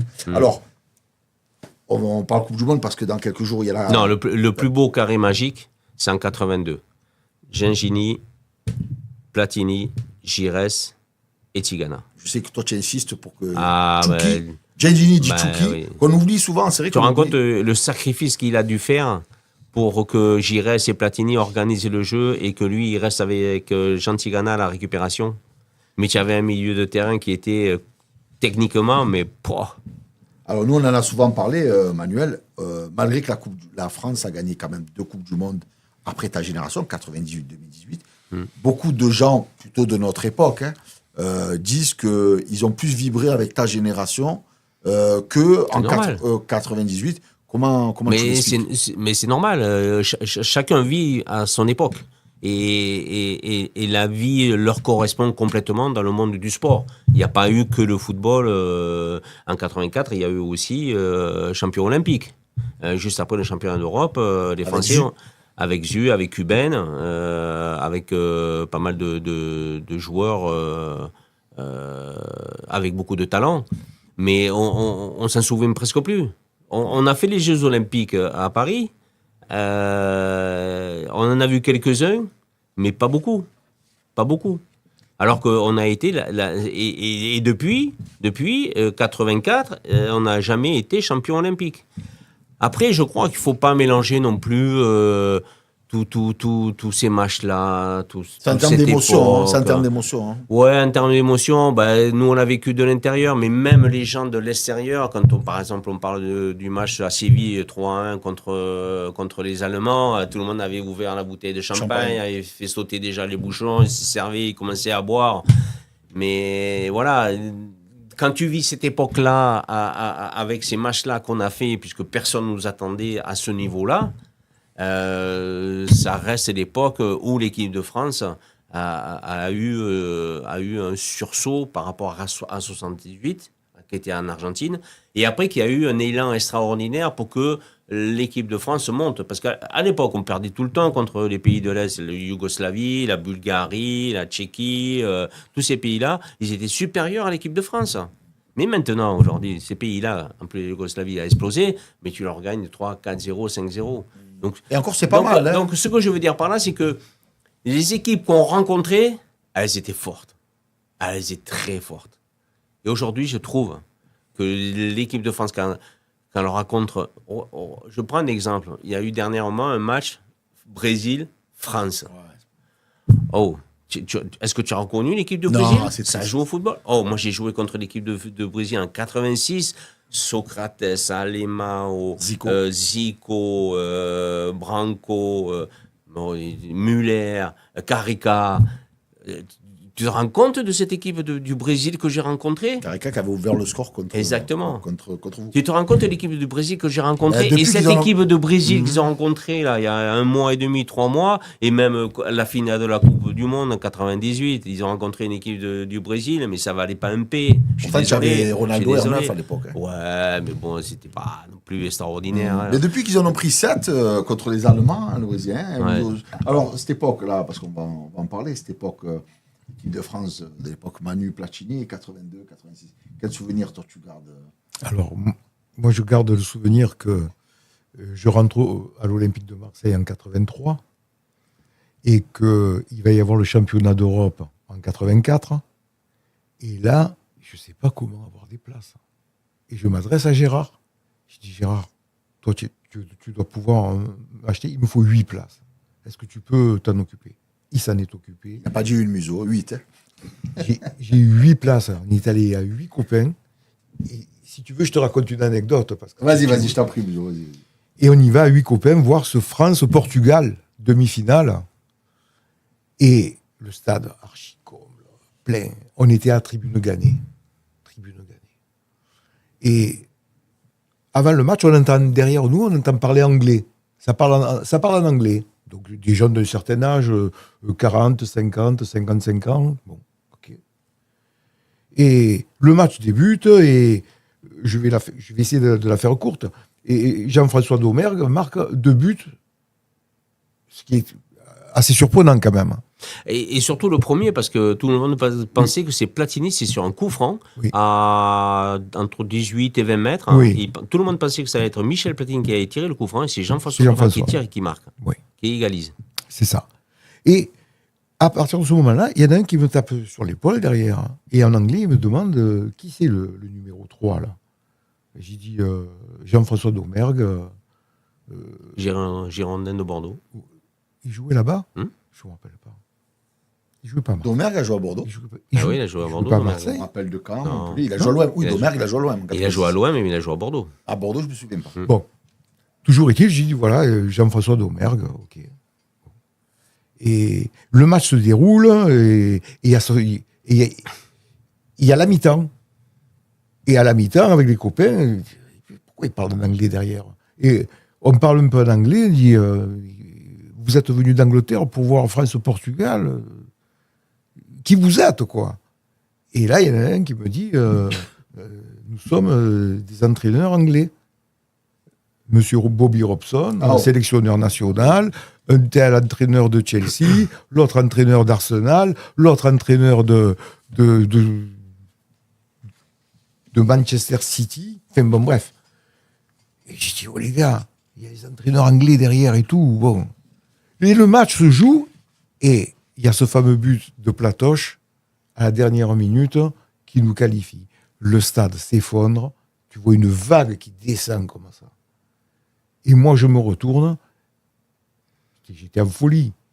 Je prends l'entraîneur qui était derrière moi, je ne sais même pas lequel c'était. J'ai fait un bisou sur la bouche. Et à la fin du match, je me retourne et je dis au revoir et bonne chance pour vos équipes respectives. Et le mec, il me dit thank you very much, but next time, please, don't kiss me. Ça se fait pas chez les Anglais de s'embrasser. Mais tu vois, comme la vie elle est bien faite et que c'est extraordinaire. Je me fais expulser le premier match et Jean-François me remplace. Et il a fait un tournoi extraordinaire. Si je me fais pas expulser, il est remplaçant. Tu te fais expulser et il y a un certain Patrick Battiston à la fin, qui simule une blessure pour la me plus grande colère de Michel Hidalgo ça peut te donner une idée de l'état d'esprit qu'il y avait dans cette équipe-là. Tu te rends compte? Et je crois que tu as dit dans une interview, je ne sais pas si moi-même je l'aurais fait. Ah bah oui. Voilà. Ah bah oui. C'est beau quand même, Battiston. Ouais. Battiston. Mais il faut y penser déjà. Il faut y penser. Et comme tu l'as dit, c'est déjà l'état d'esprit. Ça tranche avec, je m'excuse, mais quand Leboeuf, en 98, il embrasse Bilic, le mec qui a fait expulser Laurent Blanc. Moi, je trouvais ça dégueulasse. Voilà. Ça fait énerver mon museau. Ça fait tâche. Mais c'est pas beau. Attends, ok, grâce à lui, tu as joué la finale, mais par décence, pour ton coéquipier, tu vas pas l'embrasser. J'ai une question à te poser concernant Manu. Oui. Si je te dis frappe sur la barre transversale à la Coupe du Monde, ça te parle ou pas? Oui, ça me parle, mais putain, mais c'était quel match? À 30 secondes de la fin, du temps réglementaire. Allez Manu, vas-y. Non. Demi-finale en 82 contre les Allemands. Et derrière ma frappe, Didier Six, s'il reprend de suite, il peut marquer. Il contrôle, il se fait contrer. Et sur l'action qu'il y a, le contre qu'on prend, Paul Breitner, je ne sais pas si tu te rappelles, il frappe Jean-Luc Latori, il la sort comme ça, et il recourt Paul Breitner pour reprendre le ballon, et Jean-Luc, il se lève, et Jean-Luc Latori la pousse avec la main pour l'empêcher. Sur la même action, pratiquement sur le contre. Match de légende. Alors pour les plus jeunes qui nous écoutent et qui vont regarder l'émission, on est en Espagne, à la Coupe du Monde en 82. La France est la révélation de cette Coupe du Monde. Où il y avait en perdant le premier match contre l'Angleterre 3-1. En perdant contre l'Angleterre. Une parenthèse, il y avait aussi l'Algérie qui avait fait fort en battant ces Allemands 2-1, avec notamment Madjer Belloumi et le match de la honte. Ouais, le match de la honte. Allemagne qui se sont arrangés, Autriche, 0-0. Oui, ils étaient arrangés. Et c'est depuis ça que d'ailleurs, pour éviter les matchs arrangés, ils programment les matchs en même temps. Donc on a cette équipe de France où on a Jean-Luc Ettori à l'époque dans les bois, qui était Marseillais, qui n'a jamais joué à l'OM. Alors tu sais pourquoi il a été titulaire pendant la Coupe du Monde? Tu veux que je t'explique pourquoi? Non, dis non. Parce qu'à l'époque... Qui était ton coéquipier à Monaco. Exactement. À l'époque, il y avait la concurrence. Ça s'appelle de la concurrence. Et aujourd'hui, il n'y en a plus de concurrence, malheureusement. C'est établi. Gardien ou un arrière, machin, il n'y a plus de concurrence. À l'époque, ça existait, la concurrence. Il y avait tel joueur. S'il montrait à l'entraînement qu'il avait plus d'envie, plus de capacité que l'autre, il jouait. Et l'entraîneur, à cette époque-là, l'entraîneur de gardien, c'était Kurkovic. Tu connais Kurkovic? Ivan Kurkovic, qui est à Saint-Étienne. De Saint-Étienne, dans la grande époque de Saint-Étienne. Et Michel Hidalgo, il avait pris comme entraîneur. Donc, il y avait Dominique Baratelli, Jean Castaneda et Jean-Luc Ettori. Castal était déjà là. Normalement, Baratelli, c'était le premier. Baratelli, il y avait Jean Castaneda et il y avait Jean-Luc Ettori qui sortait en dernier. Normalement, c'était l'ordre défini par tous les journalistes, par tout le monde. Et on débute le stage à Font-Romeu et on commence à faire les entraînements, les matchs, les machins. Eux, ils s'entraînent à part, ils font du spécifique et tout. Et premier match contre l'Angleterre. Hidalgo, il va voir Kurkovic et il lui demande qui c'est qui doit jouer. Kurkovic lui dit Jean-Luc Ettori.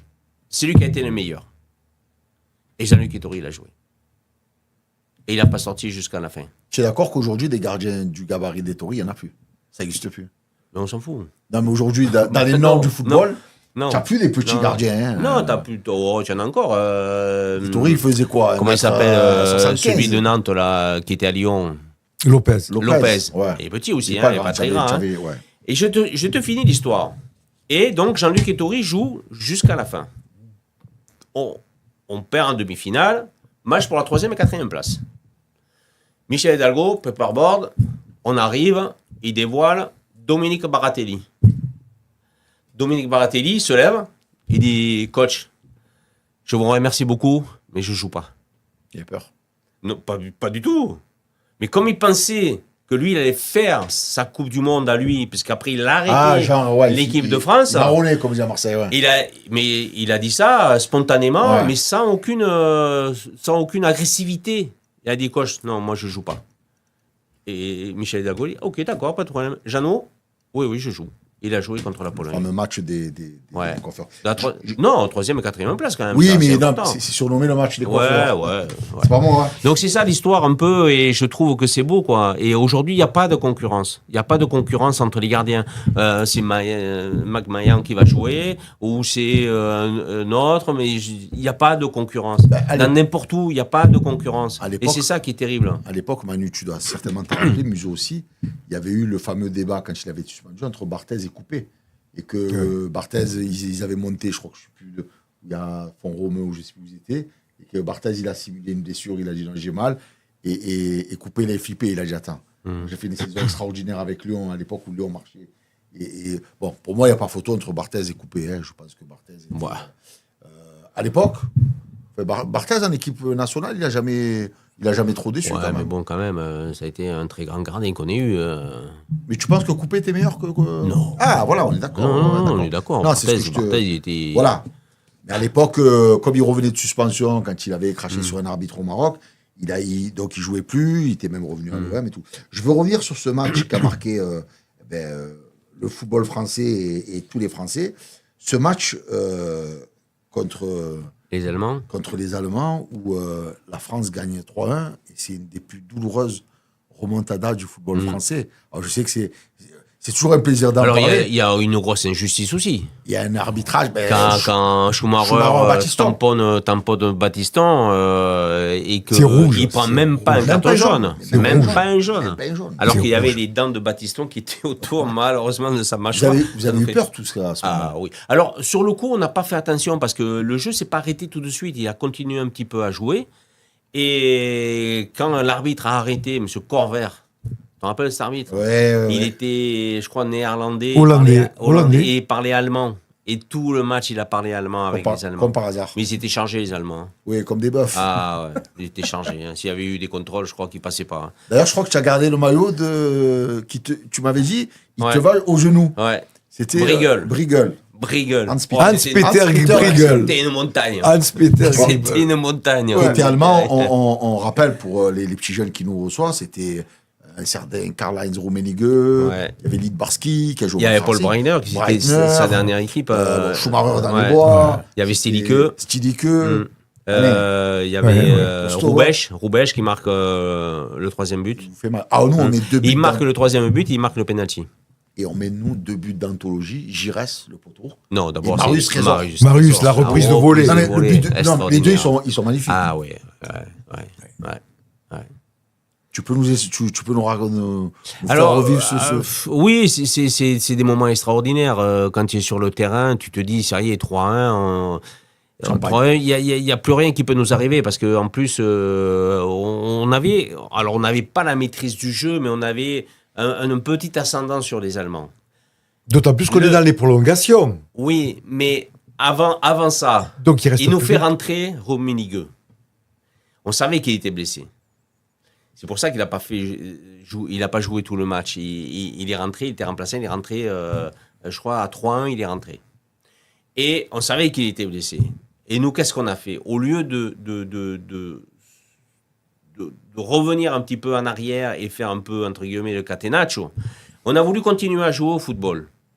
Et sur l'action qu'il y a sur Rummenigge, il y a une action où on peut le taper un peu, tu vois, un peu, si on avait été un peu vicieux, comme certains joueurs sont, quand ils savent que tu as un peu mal, ils te rentrent dedans là où tu as mal, et après, tu reviens plus, quoi. Hein. Et là, on n'a pas été vicieux, on n'a pas été malin, et on aurait dû avoir peut-être une petite agressivité sur Rummenigge pour qu'il ne nous fasse pas chier. Ouais, et en fin de compte, il rentre et il nous marque un but qui nous fait mal, très, très, très mal. Tu as Fischer qui met un ciseau retourné, je crois. Ouais. Fischer qui met. Ouais.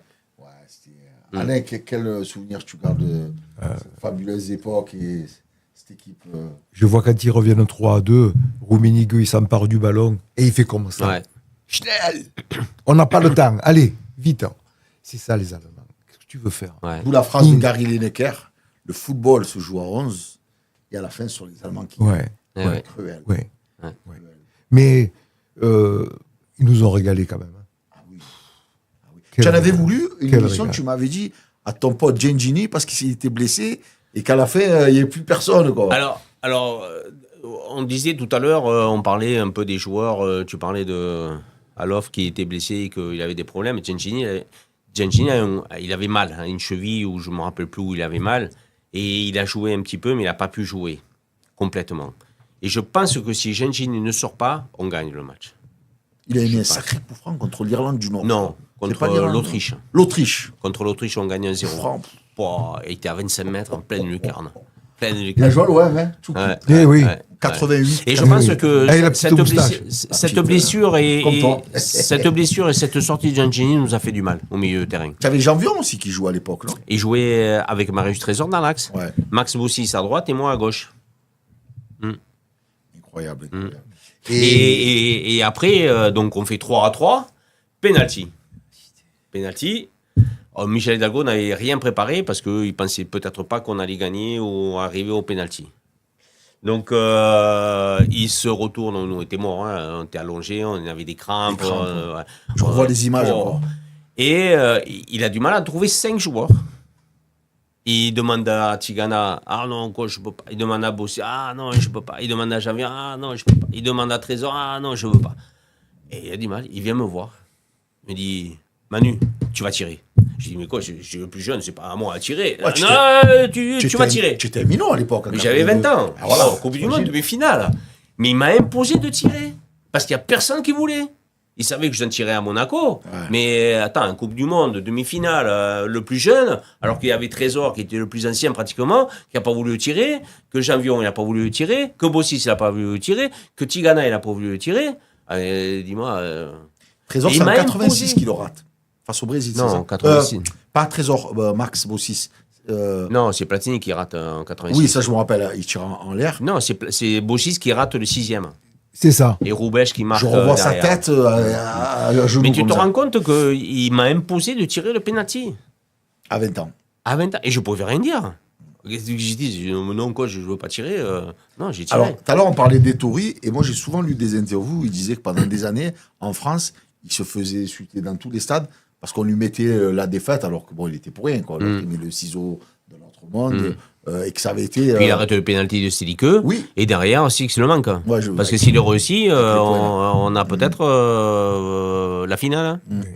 Mais ça vous a aidé, là on est en 82, pour être après champion d'Europe. D'ailleurs, on vous surnommait à l'époque les Brésiliens d'Europe. Ouais.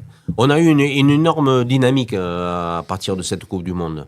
Je pense que l'équipe de France et les dirigeants ont pris confiance en eux, en disant aujourd'hui, voilà, on est arrivé à faire ça, on peut rivaliser avec des grosses nations du football, comme l'Allemagne.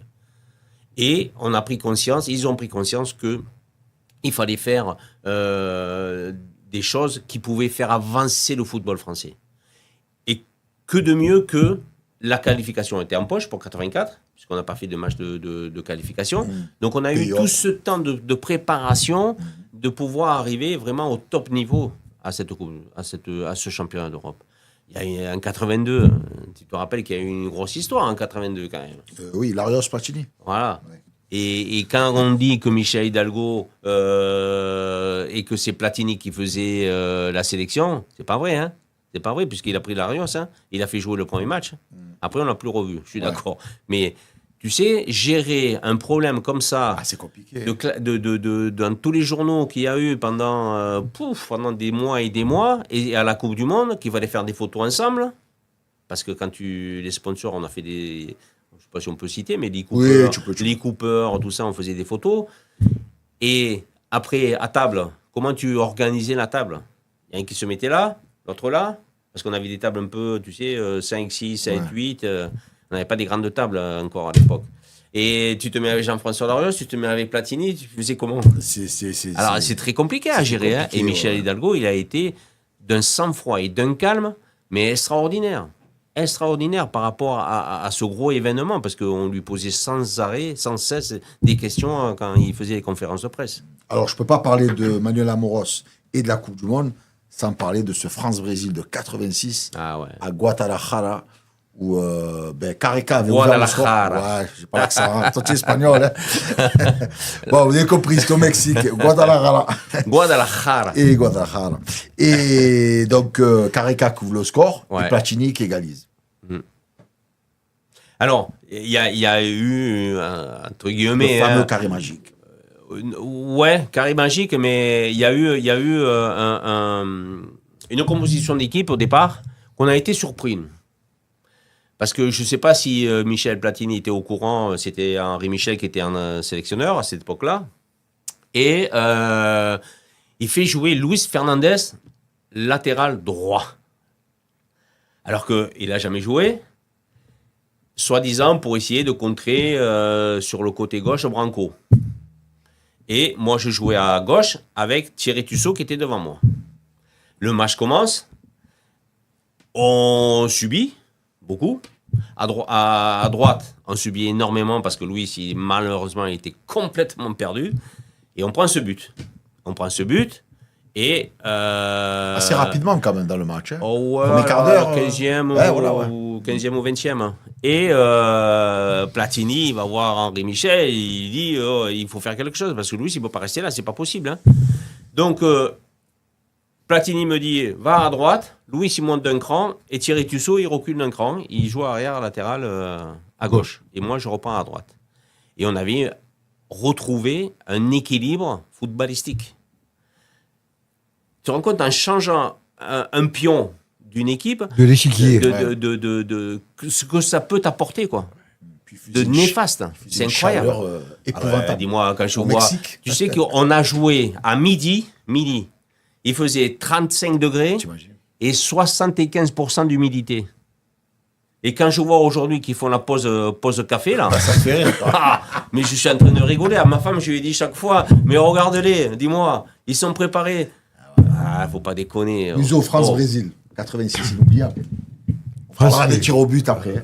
86 avec. Il y avait Bats dans les bras à l'époque, je me rappelle. Joël Bats qui avait arrêté un penalty de Socrates. Zico, le pelé blanc. Ouais, surnommé le pelé blanc. Qu'est-ce que vous voulez dire? C'était une autre époque. Zico, non, mais c'était. Alemao.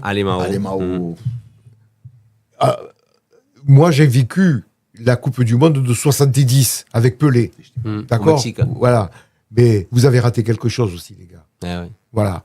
Excusez-moi. Vous avez raté quelque chose. Avec un ancien Marseillais à cette époque. Jairzinho. Ah oui. Et Paolo César. Alors. César, évidemment. Et Paolo César, oui. T'as bugué, j'ai.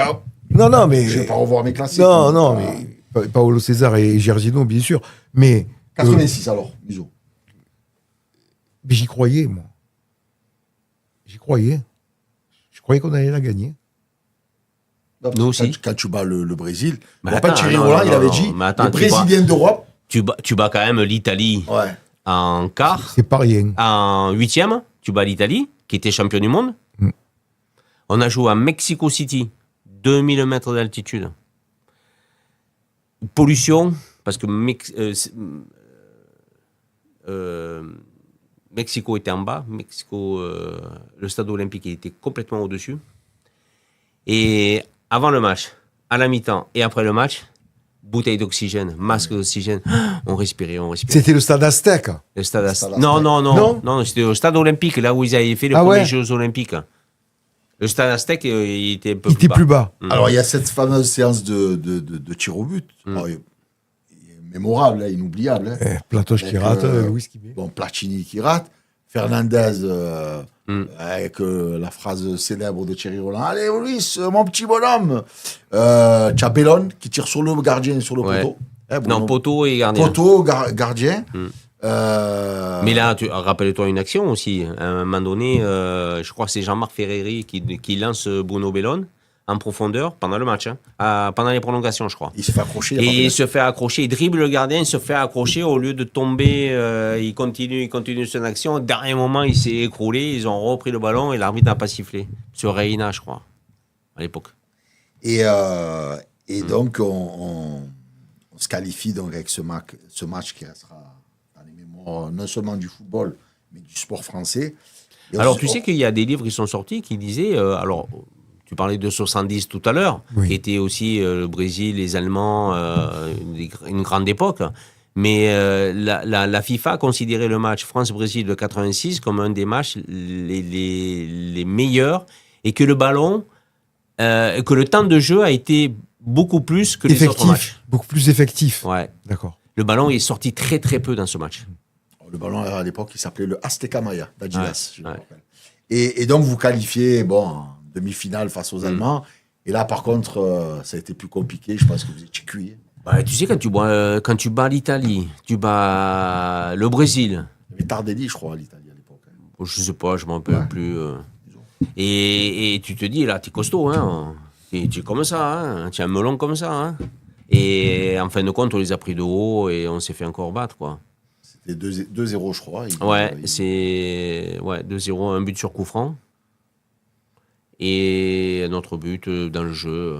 Ouais. Alors, je souris, Manuel, parce que j'ai parlé de toi à un ami, Nicolas, qui va nous rejoindre tout à l'heure, qui est fan de toi et de ta carrière. Et on avait discuté de ce fameux match où l'émir descend contre le Koweït. Ouais. Ouais. Et ce qui avait rendu fou de rage Michel Hidalgo, Hidalgo. ouais. Il avait fait annuler un but. C'était Et incroyable. la Guardia Civile, elle a interdit de rentrer sur le terrain. Voilà. Il était sur son banc. Il a voulu rentrer sur le terrain pour discuter avec l'arbitre, tout ça. Et la Guardia Civile qui encadrait l'émir, qui était le président du club, de la fédération, pardon, et ils l'ont interdit. Et lui, l'émir, il a pu rentrer. C'était le Nasser El Khalifi de l'époque. Ouais. Je dirais un bisou avec Ouais. 40 ans. Comment vous l'avez vu? Parce qu'il avait fait refuser un but valable à Giresse. Alors, ouais, il a fait refuser un but valable à Giresse parce que, soi-disant, les joueurs koweïtiens ont entendu un coup de sifflet après le but Dans les des tribunes. tribunes. Oh. Et ils se sont arrêtés, en disant ils se sont arrêtés, et ils sont allés voir l'arbitre, ils sont allés voir l'émir, le président de la fédération, et le président de la fédération est descendu sur le terrain, bien sûr encadré par la Guardia Civile, et il a fait annuler le but. C'est incroyable. Je vois déjà à l'époque, il y avait déjà les... Alors, je fais la Et, transition. et si tu veux, par rapport à cet émir-là, Ouais. quelques années après, il nous a invités à faire un match, un petit tournoi avec la RDA. Je ne sais pas si tu te rappelles de l'époque Oui. de la RDA. République démocratique Allemagne de allemande. l'Est. Exactement, la RDA, le Koweït et l'équipe de France. Et le sélectionneur, c'était Michel Platini. Et il nous avait invités au Koweït. Et donc, on a été dans les tentes, dans les oasis, les machins, tout ça. On a passé 15 jours extraordinaires. Hein. Et pour dire que cet émir-là, quand il y a eu l'invasion de l'Irak, il a défendu le Paris, il s'est fait tuer. Ah ouais, ça, c'est... Malheureusement. Alors, avant de faire la transition avec l'équipe de France d'aujourd'hui, qui sera notre dernier thème de cette magnifique émission, on ne peut pas parler, clôturer ces deux Coupes du Monde, la 82, 86, qui resteront à jamais dans la mémoire des Oui, mais on n'a Français. pas gagné. Ouais, On mais retient que ceux qui gagnent. Hein. Non, la preuve, non, vous n'avez pas gagné, mais on vous retient. Ouais, mais bon. Voilà. Il y a deux joueurs que tu as côtoyés, que tu connais très bien et qu'on ne peut pas ne pas parler avant de changer de chapitre. C'est Michel Platini, qui a été ton coéquipier et après ton sélectionneur. Voilà. À l'époque où tu étais capitaine après en équipe de France, tu as fait l'Euro 92. Et j'ai eu un autre ancien international avec qui j'ai joué, qui m'a entraîné. Alors là, tu m'as mis une petite colle. Là. Ah, Jean Tigana à Lyon. Jeannot Tigana. Ouais. C'est vrai. Quand tu as quitté l'OM. Quand tu as quitté l'OM. Exactement. Et on ne peut pas ne pas parler de Diego Maradona. Alors, j'aimerais que tu parles. Alors, j'ai de joué 2 fois contre ces lui. deux légendes. J'ai joué. Alors, c'est paradoxal parce que en 82, février 82, on joue contre les Italiens, on les bat 2-0. Je ne sais pas si tu te rappelles ce match-là. C'était mon premier match à moi. Et c'était le premier match aussi de Daniel Bravo qui marque le deuxième but. C'est vrai que Bravo, il a joué. Et ils ont été champions du monde. On joue en 86, février 86, les Argentins de Diego Maradona. On les gagne 2-0 et ils sont champions du monde. C'est pas beau ça? Magnifique. Quel souvenir tu gardes de ce match contre. Ah, Diego Maradona, j'ai 2 photos avec lui, j'essaye de lui prendre le ballon, jamais, une fois je tacle, je prends pas le ballon. Ah, c'était un joueur extraordinaire, et le ballon lui collait dans les pieds, c'était... on a du mal à décrire un joueur comme ça, en fin de compte. Parce qu'il est tellement grand par son talent, par ce phénomène qui est en lui on n'a pas de mots à décrire. Maradona, c'est... Petit trapu. En plus, il avait... Ouais, physiquement, il est répondu à la base. Il avait tout. Ouais. Il avait tout. Sur 3 mètres, il te faisait la différence. Un peu comme Messi, pareil. Des petits gabarits comme ça, ils ne vont pas aller dans des courses de 10, 15 mètres, 20 mètres. Eux, c'est sur 3, 4 mètres qu'ils te font la différence. Alors justement, tu parles de Messi, je vais oser te poser la question, même si certains vont dire, oh, c'est pas la même époque. Messi, Maradona, selon toi? Ah, moi, je préfère Maradona. Tu sais le nombre de coups qu'il a pris? Je te prends un peu un parallèle. Platini et Maradona en Italie à l'époque. D'accord? Platini, à cette époque-là, quand même, il a été 3 fois Ballon d'Or. Ouais. Il a fait 3 fois meilleur buteur du championnat italien, alors qu'à l'époque, c'était le catenaccio. Je ne sais pas si tu sais ce que c'est que le catenaccio pour nos jeunes. Le catenaccio, c'est on envoie... Tu verrouilles. Voilà, Eric Dimeco, puissance 10. On passe pas. On passe pas. Et Michel Platini, autant Maradona, ils ont pris des coups. Hein. Ils ont pris des coups. Hein. Maradona en Espagne, Gogochea, il n'a pas cassé la jambe à Maradona. Mais il avait un jeu pour ça. Il avait un jeu pour se faire mal. Et que les défenseurs, ils lui rentrent dedans. Mais il aimait ça. Il aimait ça. Je me rappelle d'une baston quand il jouait à Barcelone. Je partais en bagarre générale, Maradona. Parce que justement aussi, il prenait... il a pris des coups. Je ne sais plus quel club, c'était Séville ou je ne sais plus. Quand il jouait à Barcelone, qu'il avait à l'époque les gros jeux. Toi, Muso, tu es plus mais regarde, Maradona, excuse-moi de te couper, mais regarde aujourd'hui, un joueur, il a rien. Hein. Il tombe. Oui. Oh putain, il est mort. Kiné. Ah non, pas besoin de kiné, il se relève. À l'époque, les mecs, ils prenaient des coups, mais des coups incroyables, et ils se relevaient tout de suite, ils criaient pas. Hein. Toi, tu as joué avec des sacrés... Ah, entre Dimeco, Forster, Moser. Carlos, c'était... Carlos Moser. Un jour, on jouait à Brest. Tu étais à Brest. Avec Cabanas, tu vois. Oui. On avait gagné en Coupe de France contre Paris. On était mis au vert. Et après, on jouait, je crois, le mardi ou le mercredi à Brest. 3 jours après. Tu vas parler de Cabanas, du Uruguay, non? Le Paraguay. Non. Parce que tous les deux, Débordement sur le côté gauche. Un ballon un peu en profondeur. Débordement. Carlos, il arrive. Il te fait un tacle. Il prend le ballon, le joueur et tout. Et c'était le petit Ramos, l'arbitre. Et le portugais aussi. Il siffle rien, touche. Et le mec, il reste par terre. Hein. Le Brestois, il reste par terre. L'arbitre, il arrive, il regarde, il avait la jambe cassée. Là, il est sorti le carton rouge. Mais Carlos Moser, tu te rappelles, Muso, c'était dur. Il était dur. Aux entraînements, il était comme dans les matchs. Et tu te faisais mal. Ça me rappelle une phrase de Goethals qui disait, par rapport à Arthur Georges, on va leur marcher dessus. Et que Tapie avait affiché la une. Voilà, et que Goethals, après le match, quand l'OM avait gagné, avait dit, vous imaginez, Amoros,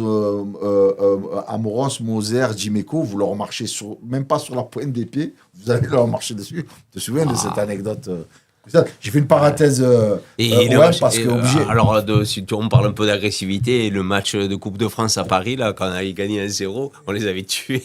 Ah, c'est une boucherie. Que Boxy, celle où Boxy qui marque. Ouais, c'est une boucherie. Dimeco sur Ginola, je me rappelle. Il y avait Sassus aussi côté parisien. Je sais pas, mais il y avait des gifles qui partaient aussi. Ah, pas que des gifles, putain. Enfin, bref. Et pour en revenir à Carlos, OM Montpellier au Vélodrome, il y avait un attaquant qui s'appelait Ziobert. Jacek Ziobert, un Polonais. Voilà. Et Ziobert, il chambre Basile, qui veut le couper en deux. Et Carlos, il y va, il fait « Laisse, c'est pour moi ». Ziobert qui part sur le côté gauche. Je vois Carlos qui arrive. Je dis, putain, qu'est-ce qui va se passer? Mais attends, fracture ouverte du tibia.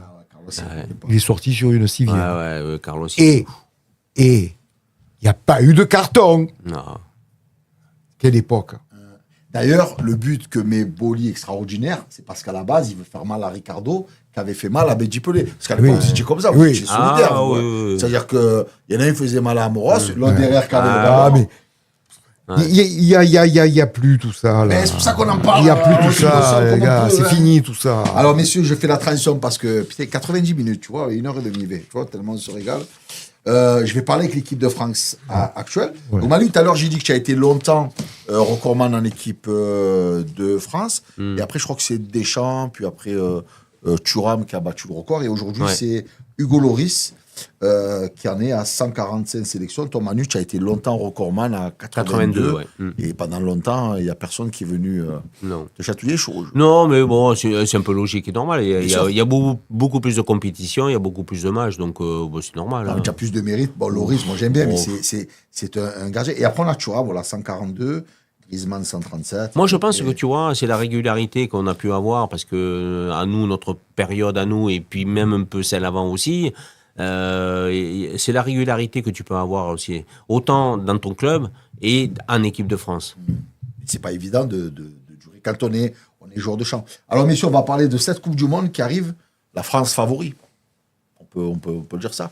France, tu veux vraiment que je te dise? Ouais, dis-moi. Franchement, je suis pas passionné par cette Coupe du Monde. Ah, ça t'emballe pas? Non, ça m'emballe pas parce que déjà la FIFA nous prend pour des cons. Ah ouais, ça. La FIFA, au lieu que ce soit un sport populaire, ce qui était à la base, c'est honteux ce qu'ils font. Ils font à des prix et puis il faut y aller là-bas. Il faut y aller, c'est loin. Pour se loger, c'est cher et les billets, c'est cher.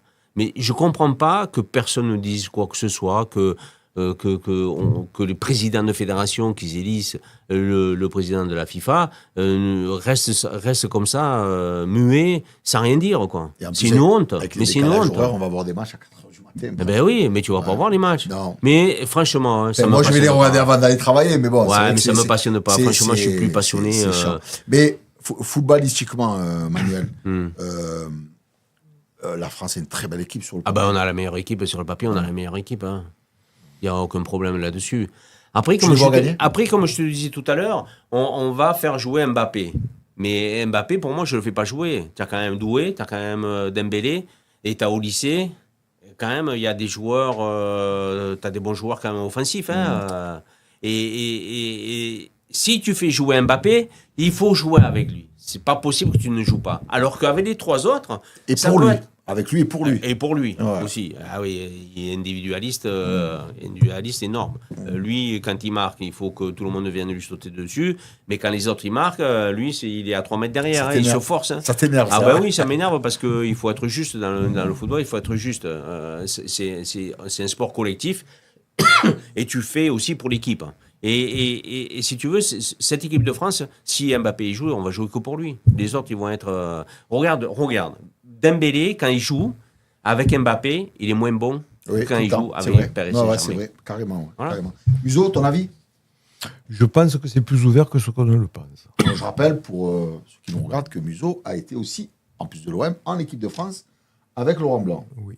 J'ai mis une photo d'ailleurs sur les réseaux où il y a Nasri et Ribéry qui sont en train de décoller avec toi. Et toi, tu es au milieu. Ouais, donc. C'est des bons moments. Donc, pour moi, c'est plus ouvert qu'on ne le pense. Oui, la France est favorite sur le papier, mais... Et le Portugal, on n'en parle pas. Non, Portugal, mais non. Il va te faire jouer encore Ronaldo. Il a 40 ans. Mais il ne va pas jouer 90 minutes tous les matchs, Ronaldo. Ouais, mais je ne pense pas qu'on soit inquiété. Est-ce que tu as vu même les Allemands, même les Pays-Bas, Tu trouves qu'ils ont une équipe pour jouer? Non. Il y a les Argentins, c'est plus J'ai- que c'était. non, j'ai pas dit 4 que- ans en Ça a arrière. mal vie, les Argentins. Hein Ils ont un problème de. Ouais, Je de n'ai pas dit- génération. Ouais. Manu, Générationnel. je n'ai pas dit que le Portugal, pour moi, était mon favori. Je dis simplement Oui. que le Portugal était une équipe qui était là pour empêcher de tourner en rond. C'est-à-dire que ils peuvent te mettre les bâtons dans les roues. Voilà, pense à un pas. moment donné. Ensuite, tu as l'Espagne, incontournable pour moi. Ouais. Oui, l'Espagne, ouais, l'Espagne, ça peut être. Voilà. Avec le petit Yamal. Le petit Yamal, qui j'espère sera rétabli pour qu'il se régale un peu quand même de sa blessure. Voilà. Donc France, France. Espagne, Portugal, on peut dire, favori. Bah, une belle finale, ce serait Espagne-France. Oui, bien sûr. Oui, ça serait bien. Non, mais on fait partie des favoris, mais il peut y Attention aux avoir pays des africains graines de aussi, sable. hein. Pardon. Il y a des pays africains qui risquent de faire des Oui, surprises. le quand même. Maroc risque aussi Ouais, le Maroc, le de Sénégal, surprendre. la Côte Ils ont d'Ivoire. déjà fait précédemment. Hein, Ils ont terminé 13e à la dernière Coupe du Monde. ils ont été à demi-finale quand même. Hein. Non, c'est pas fait. Voilà ce que je veux dire. Franchement, c'est ouvert. C'est plus ouvert qu'on ne le pense. Il y a 4 équipes qui peuvent. Ouais. Bon, après, on n'est Je sais pas pas. là. Bon, moi, je dirais le contraire. Je pense que ça va être facile. Bah, cette Coupe du Monde. donc, comme tu penses que Paris Saint-Germain va gagner samedi soir. Ah, toi. vous avez vu que j'en ai pas parlé. Ah ouais, mais attends. Écoute, moi, je pense que oui. Eh ben, Je pense que Arsenal n'a pas l'équipe pour contrer le Paris Saint-Germain. moi, je mets ni une pièce sur l'un, ni une pièce sur l'autre. Mais moi non plus. Hein. Voilà. Pourquoi Arteta, parce il confie, en tout cas. parce que, déjà, et tu vas être d'accord avec moi, Manu, c'est que, oui, Paris a de la qualité, indéniablement, je suis d'accord avec toi. Mais, rappelle-toi de ce que je disais lors d'une autre émission, Omar. Ouais. Quand tu as une défense de fer, c'est dur de passer. Ils ont les attaquants qu'il faut, Paris, pour embêter cette équipe d'Arsenal. Mais si Arsenal ne prend pas de but et que sur un contre, ils en mettent un, il peut y avoir problème. Non. Le seul problème que Paris peut avoir, c'est les centraux. Marquinhos et Pacho, là, c'est léger. C'est léger. Pacho, c'est pas mal. Non, c'est Mais- léger. Donc, déjà, vous n'êtes pas sûr que Hakimi jouera. Pacho, tu trouves léger, Manu? Ouais. Ah ouais? Paris a un milieu Non, de mais ça fait terrain rien. T'as extraordinaire avec les deux portiers. Zahir là. Emery qui peut faire le Oui. piston à droite et qui est quand même pas mal. Qui est quand même pas mal. Manu, on parle en théorie là. Et moi, je te dis, en pratique, ça sera différent. Je pense. Je ne dis pas que Paris ne va pas gagner. On a dit ça contre le Bayern de Munich. Ils se sont baladés. Ne me parle pas de ce match, s'il te plaît. Ah ne bah me parle ouais, pas de mais ce match. Ils sont baladés, Paris. Je suis désolé. Ils ont été bons. Ils les ont Au pris à la retour, hein, gorge. parce qu'à l'aller, c'est- Il y a pas. il y a- Ah là là, comme au retour. Moi, je les ai trouvés sereins les 2 fois. Hein. Ouais. Ah ouais. Et, Ah ouais. et les deux mains qui sont pas sifflés. Ah oui, non, mais attends. Manu, le mais- football, il est fait comme ça. Je suis désolé. Mais il n'a pas sifflé. Eh ben, il n'a pas sifflé, oui. Il n'a pas Eh sifflé. oui, il n'a pas sifflé. Ben ouais. Il n'a pas sifflé. Et il amène Thierry Henry qui est à moi l'équipe de France Eh, à la Coupe du mais Monde. je suis d'accord avec et toi. que l'Irlande il n'y va pas à cause de cette main, il y a ben, but derrière. je suis Et d'accord avec Et toi. qu'il n'a pas reconnu qu'il avait fait main. Ça ne nous a pas porté chance vu la Coupe du Monde. D'ailleurs, il y a un sujet Ouais, qui sort. ouais. On va pas parler de Domenech parce que je le trouve. Non, mais attends, Domenech, alors il a beaucoup de torts. Les joueurs Il est ont impuvable, Manu, pratiquement tous les torts. Manu, Les il est- joueurs ils ont tous les torts. Dis-moi, quand tu gagnes des millions et que tu sors pas du bus ils sont sortis C'est juste honteux. pas. C'est honteux. Je suis C'est d'accord honteux. avec toi. Ah, c'est honteux. Et Thierry Il a- Henry, mais Thierry Henry qui est normalement le grand frère, parce Ouais. qu'il y a derrière lui quand même un Ouais. bagage de match et de palmarès extraordinaire. Il est sorti du bus, il leur a dit allez sortir, allez vous entraîner, bande Après, de il y a- cons. après, il y en a qui disent Et qu'il y a- il a fait ou quoi? Il a Après, il y rien en a fait qui du disent tout. qu'il y a eu des Et quand menaces. tu vois Sarkozy que quelques jours après qu'il soit rentré, il invite à l'Élysée pour lui demander qu'est-ce qui s'est passé. Et parce que son fils voulait voir Thierry Henry, tu trouves ça normal? Ouais, mais ça- Moi, si j'avais été président de la République, je suis suspendu à vie, ces joueurs-là, à vie. Il y en a qui se sont battus contre le drapeau français. Eux, ils ont sali le drapeau français. Non, on est d'accord. Non, ils nous ont C'est fait une honte. honte. Ils nous ont Bon. fait honte. Mais, Ah oui, oui. mais bon, on va pas ouvrir le chapitre de Non, Domenech. non. Non, parce qu'il ne m'intéresse pas. Non. Il y a un beau reportage. Non, mais sur moi, Netflix je trouve que que l'équipe de j'invite France. tout le monde à regarder et qui est, que j'ai pas encore vu, mais j'en ai un peu les contours. Ça parle même d'astrologie, parce qu'apparemment, il y a des mecs qui font les équipes en fonction des signes astrologiques. Enfin bon. Pour en revenir au Bayern, parce que j'ai pas digéré ton point de vue là. Tu vas pas me dire que l'arbitre, il a fait un bon arbitrage. Allez, ça y est. Ah. Et tu crois que contre Benfica, l'arbitre, il a été bon, qu'il la main de Vata? Eh ben, Quoi? Quoi? Manu, en tant Et que... c'est vrai qu'il n'avait pas la VAR. et là, il avait. On a tout vu. On a tout vu, il a pas sifflé. C'est tout. Manu, en tant qu'ancien Olympien et champion d'Europe, le fait que Paris va peut-être, on ne le souhaite pas, on va pas se mentir, avoir une deuxième étoile. Est-ce que toi, tu t'en fous? Est-ce que Alors moi, ça fait chier? Ou est-ce que tu te dis, ça nous permet, comme certains le disent, c'est pas mon point de vue, de passer à autre chose? C'est quoi ton ressenti là-dessus? Parce que pendant... Alors, jusqu'à l'année dernière, vous avez été les s'il seuls. gagne, ça laisse une place supplémentaire au classement? C'est-à-dire, s'ils gagnent, Non, ils je sont crois pas. qualifiés. C'est-à-dire que la quatrième... non. La quatrième, voire la cinquième, Non. parce que Lyon, ils sont un peu avec Aston Villa qui a gagné, mais ils sont qualifiés, Aston Villa. Peut-être que Lyon va faire les préliminaires de la Champions League. Ils les font, déjà, je crois. Non. Mais ils peuvent rentrer dans les poules. Il me semble que non. Mais ton parce que ressenti, ton Manu... Tu sais bien que la Coupe Europa, Ouais. si tu la gagnes, tu vas en Champions League. Oui, ça oui. D'accord. Ça oui, ouais. Bon, et là, ils sont en Champions League. Et au classement, Aston Villa, je crois qu'ils sont 4 ou 4e, ils la jouent aussi. Donc ça laisse une place peut-être à Lyon de pouvoir faire directement la Champions League. Ouais, bon. Et je me Sans les barrages. Sans les barrages. Sans les barrages. Ouais, peut-être, hein, c'est ce qu'il disait, j'ai lu ça. D'accord. Et je me disais que si jamais Paris Saint-Germain gagne, est-ce que la 5e place, puisque Lyon est monté, disons que Lyon est monté en poule, est-ce que la 5e place donne pas pouvoir à Marseille de pouvoir faire les éliminatoires dans la Champions League? Je pense pas par rapport à l'indice UEFA, mais peut-être je me trompe. Je le Après, souhaite pas. Je Je le maîtrise souhaite pas. Ton avis, Manu, parce que vraiment, ça m'intéresse en tant qu'ancien champion d'Europe, ancien Olympien, Ouais. de voir aujourd'hui. Vous resterez de toute façon à jamais les premiers, ça, personne ne l'enlèvera. Oui, bah, Mais, mais est-ce que toi, c'est quoi ton sentiment? Est-ce que ça te fait chier? Est-ce que tu t'en fous? Alors non, moi, est-ce que tu es ça me fait pas chier. pragmatique, Ça tu te me dis, fait bon, pas. le football français. Il y a peut-être un certain temps, ça m'aurait fait chier, mais aujourd'hui, Ouais. ça me dérange pas. Je crois que pour l'indice UEFA, comme tu disais, je Ouais. pense que c'est énorme, ça fait du bien.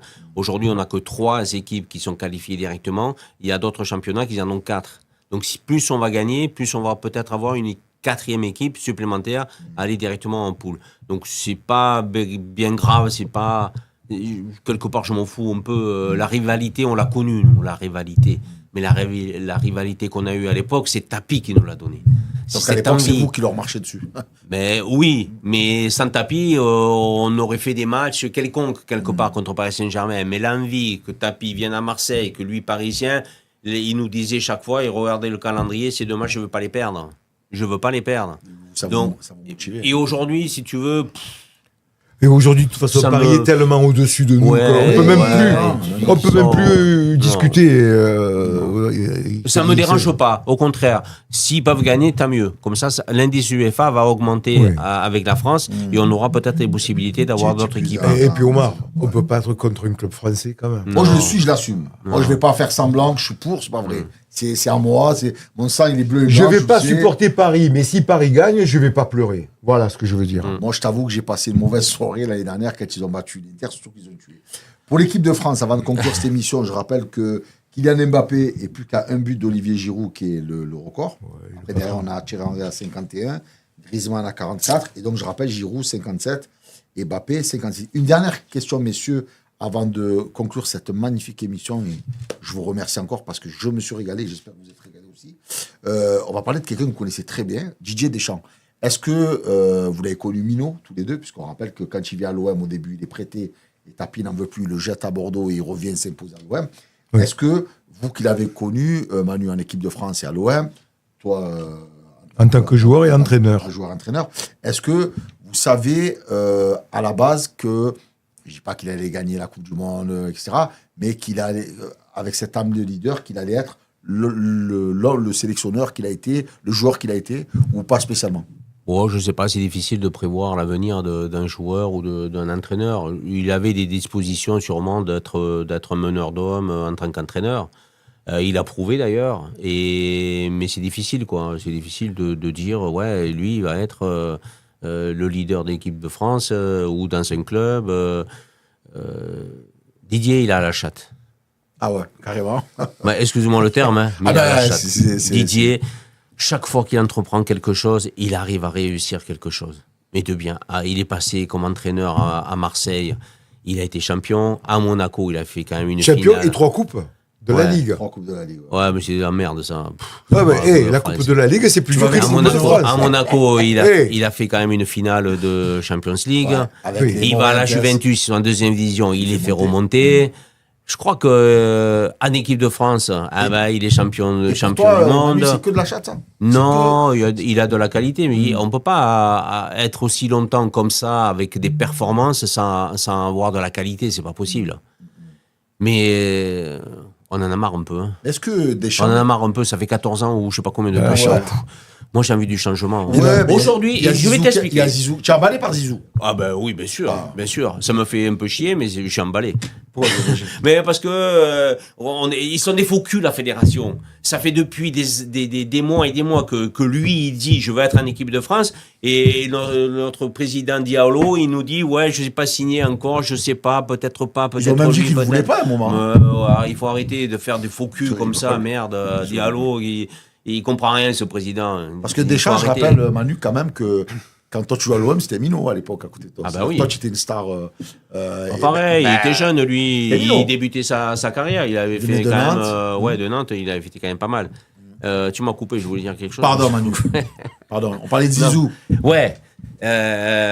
Oui. Mais Deschamps, moi, je pense qu'aujourd'hui, le monde qu'on vit, un entraîneur doit rester entre 2 et 3 ans dans un club, pas plus. Et en sélection, il fait un championnat d'Europe, une Coupe du Monde, ou une Coupe du Monde et un championnat d'Europe. Merci, au revoir. Aujourd'hui, Il ça voulait- fait 14 ans qu'il est Il là. voulait pas lâcher la 14 ans. place aussi, Manu. Non mais Didier attends, Deschamps. dis-moi, 14 ans. Ouais. Oh, le joueur qu'il a eu, de quand il a commencé à aujourd'hui, il sait comment il fonctionne. Dugarry, il a même dit, il Il reste sait comment il fonctionne. pour pas laisser la place à Zidane. Ça, c'est Christophe Peut-être, Dugarry qui l'a dit. peut-être. Et j'aime Peut-être. pas Dugarry, mais je suis pas loin de penser la même Mais chose. peut-être, Bisous. ils sont pas en bon terme, les deux, on le sait. Ouais. Ils sont pas en bon terme. Donc, Quand ils ont joué à la Juve en équipe de France. Manu, tu joues au tarot? Ben, j'adore le tarot. Écoute-moi. Moi, j'ai fait plusieurs parties dans le bus ou dans l'avion avec Didier, contre Didier, avec Guy Stéphane, etc. Une chatte. Le chien. Le chien. Il envoie, il garde, il sort 2 chiens. Le petit et le 21. C'est des Bon, bouts. il avait un beau jeu à côté, mais régulièrement. Non, c'est vrai qu'il a eu beaucoup de Oh là, la réussite, chatte à hein. Dédé, ça vient de Manuel Amoros. Non, non, mais bon, on l'appelle comme ça. Hein. Oui, Il y a je beaucoup de sais. journalistes qui l'appellent comme ça. Mais tout le temps, avec les mais- chats. On le met en photo Ouais, avec les chats. mais il faut quand même avoir de la qualité pour avoir réussi ce qu'il a fait quand même. Il Bien faut pas non sûr. plus le dénigrer parce que c'est pas que la chance qu'il a eue. Non. C'est quand même son talent, ses capacités. Il s'est entouré quand même des gens compétents qui l'ont bien aidé pour pouvoir progresser. Et ça a été, c'est un des plus gros palmarès Ah oui, oui. sélectionneurs Ah ben, non, de il tous faut- les temps. Incontestablement. Il faut Non. respecter ça. Ben, Non, il incontestablement. faut respecter. Il y en a 3 qui ont gagné la Coupe du Monde joueur-entraîneur. Je crois qu'il y a Zagallo, il y a Deschamps et Beckenbauer.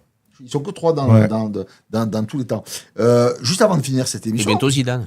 et on espère Zidane qui a déjà 3 serait Ligues bien. des Champions à son actif. Ça serait- Et une Coupe du Monde.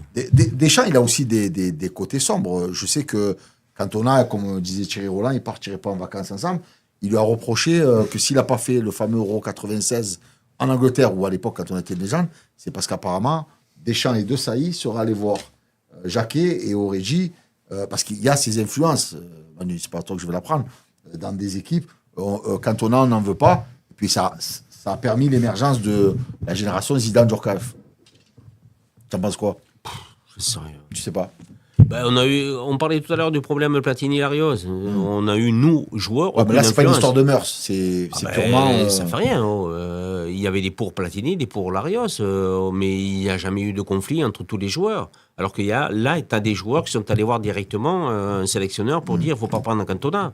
De quel droit il se permet de dire ça et de faire ça? Je connaissais pas Par cette rapport au Oui, caractère. oui. Tu par as entendu rapport parler, au Manu, ca- de cette histoire. Oui, j'ai entendu parler. Par rapport au caractère de Canto, mais il faut le prendre les joueurs, il faut les prendre comme ils sont. Et puis il faut s'habituer aussi. Surtout qu'il marchait sur l'eau en Angleterre, quoi. Oui, mais Kanto, il avait de la qualité. Il méritait d'être en équipe de France. Mais son tempérament, il fallait le prendre avec son tempérament.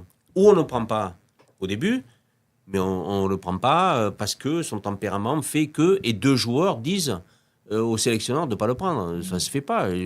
Moi, j'ai du mal à comprendre ça.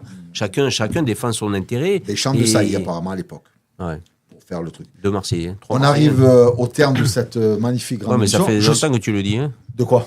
Quand on Ouais, arrive au mais- terme de cette sélection, ça fait, tu m'as dit J'ai- 1 heure, on ça est- fait on est- 2 heures. on est dans le temps additionnel. 2 heures. J'ai Manuel Amoros et j'ai Museau avec moi, donc je peux parler pendant des heures. Messieurs, merci beaucoup. Oh, dis-lui Merci. qu'il te raconte un peu quand il nous filait les piqûres et tout. Là. Ah non, moi, jamais. Les B12, que Ah. Capi il disait, il faut aller faire les B12. Là. Jamais. Ah, salaud. D'abord, je sais pas faire les piqûres. C'est une top, c'est Museau. On va couper au montage. Un carré Museau, blanc. merci beaucoup. Merci à toi. On se revoit très bientôt. Pour ton invitation. Merci. Manuel, Merci à merci toi. beaucoup. Ouais, Je, merci à je toi. précise que et Emmanuel et Museau sont venus de très loin, par Ouais. amitié pour moi Exactement. et pour l'émission, et je vous remercie beaucoup.